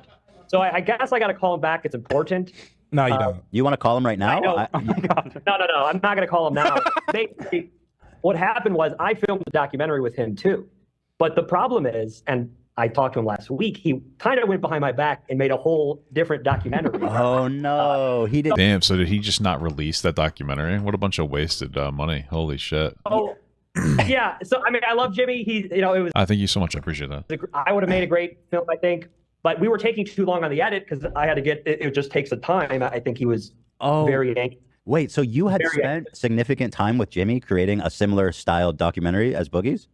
Yeah, maybe wasn't as involved, but we shot for 4 days. I love Jimmy. He's probably going to call me after this. During this. I talked after, because he put out this documentary, which it was good. I think. Hold on, bring Jimmy on. I have to ask him. I feel like he really fucked up. He didn't. Yeah, definitely. I don't know who the fuck this other guy is. Jimmy was so desperate and so like non-patient that he gave up a better documentary. Because Mike Klum had like his documentary with Boogie was solid, and I feel like he's pretty well known, especially in the commentary kind of space, like Ethan space, which is probably where Jimmy wants to gain or at least he has popularity there. So it's probably a spot for him to sit into a little more.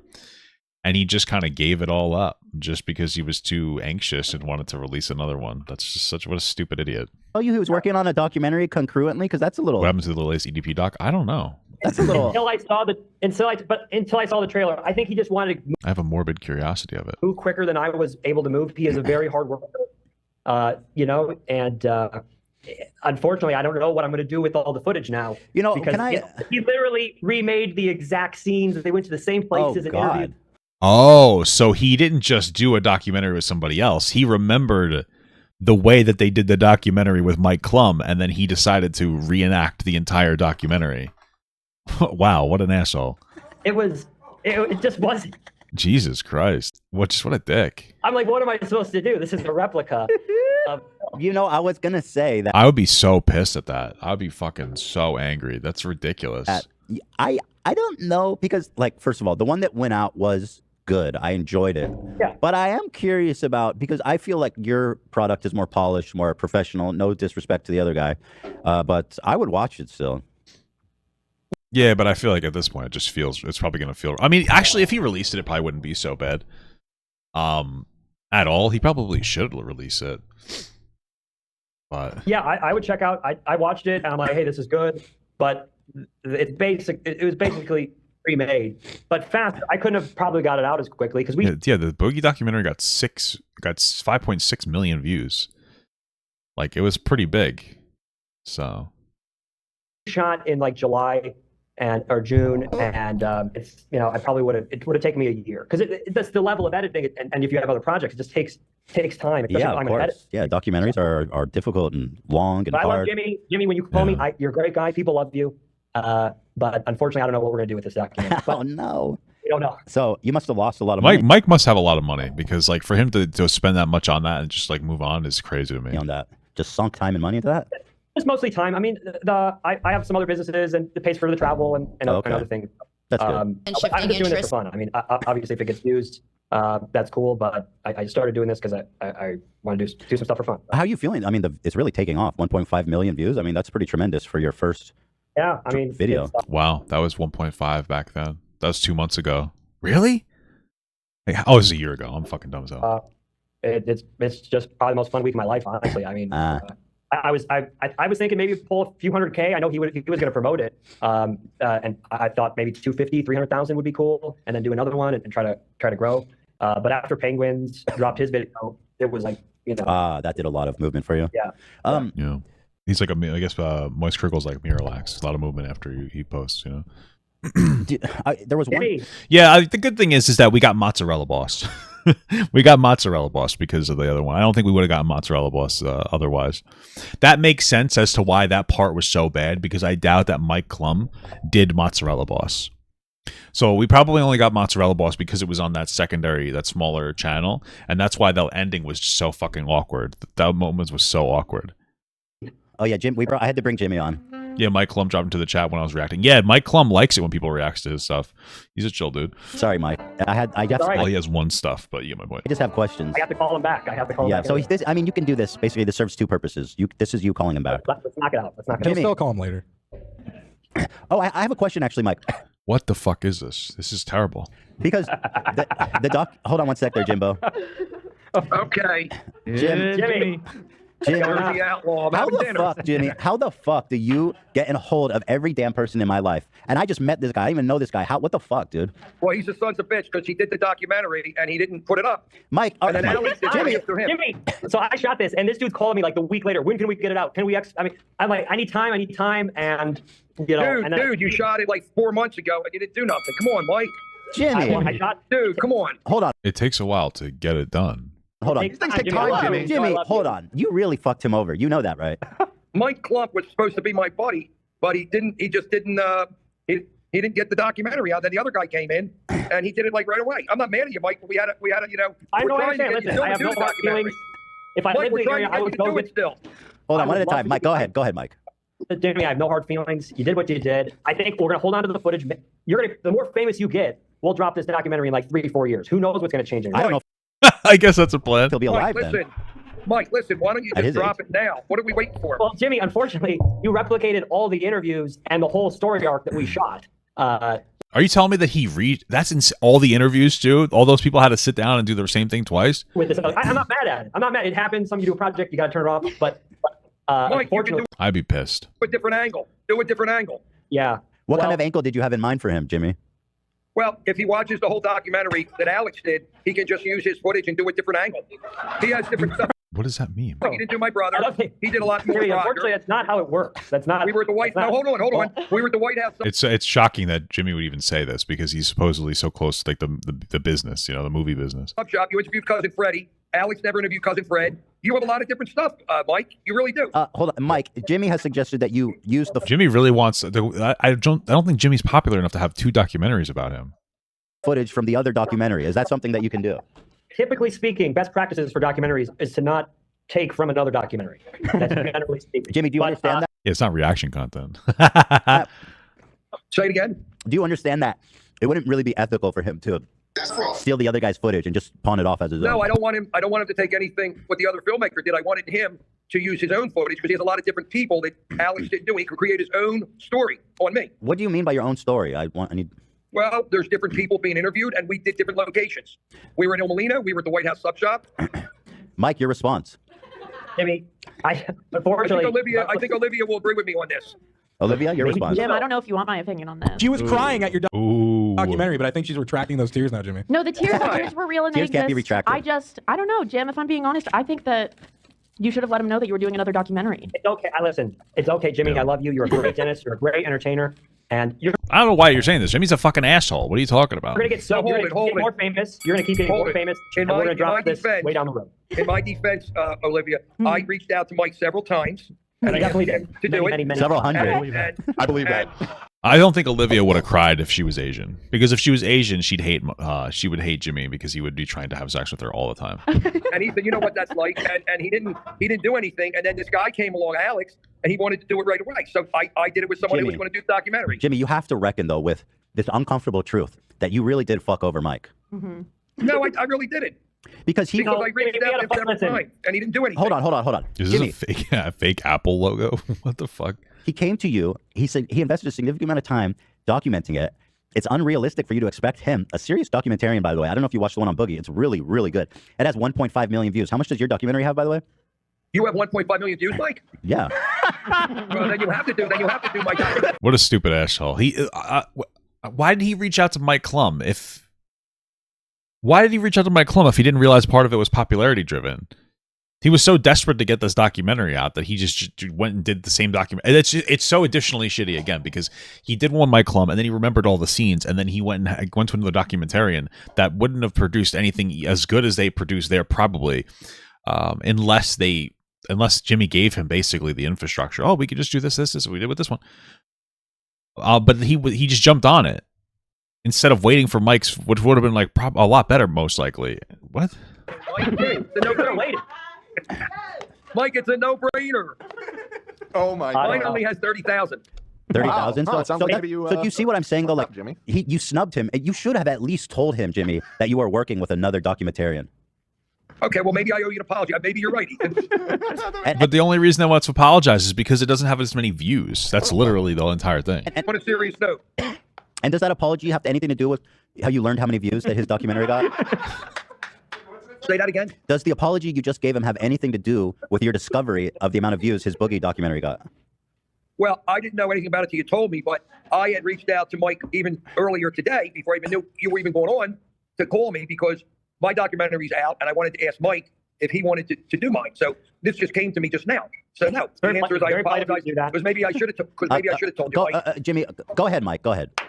Jimmy, I was very polite of you to call me to ask me if I wanted to complete the documentary. However, given the fact that the other documentary replicated all the scenes we shot, unfortunately, I don't think there's enough original content to make this engaging. So I do think we have to. Seems fair. Well, let me ask you this: did you shoot with Mott's boss? There were certain things that were just not curious. What did I say? They did not shoot with Mozzarella. So we got that's the good thing. We are in the right timeline because we got Mozzarella Mike. That's what I call him. I don't know what the fuck his name is, but we got Mozzarella Mike because of it. So I wasn't.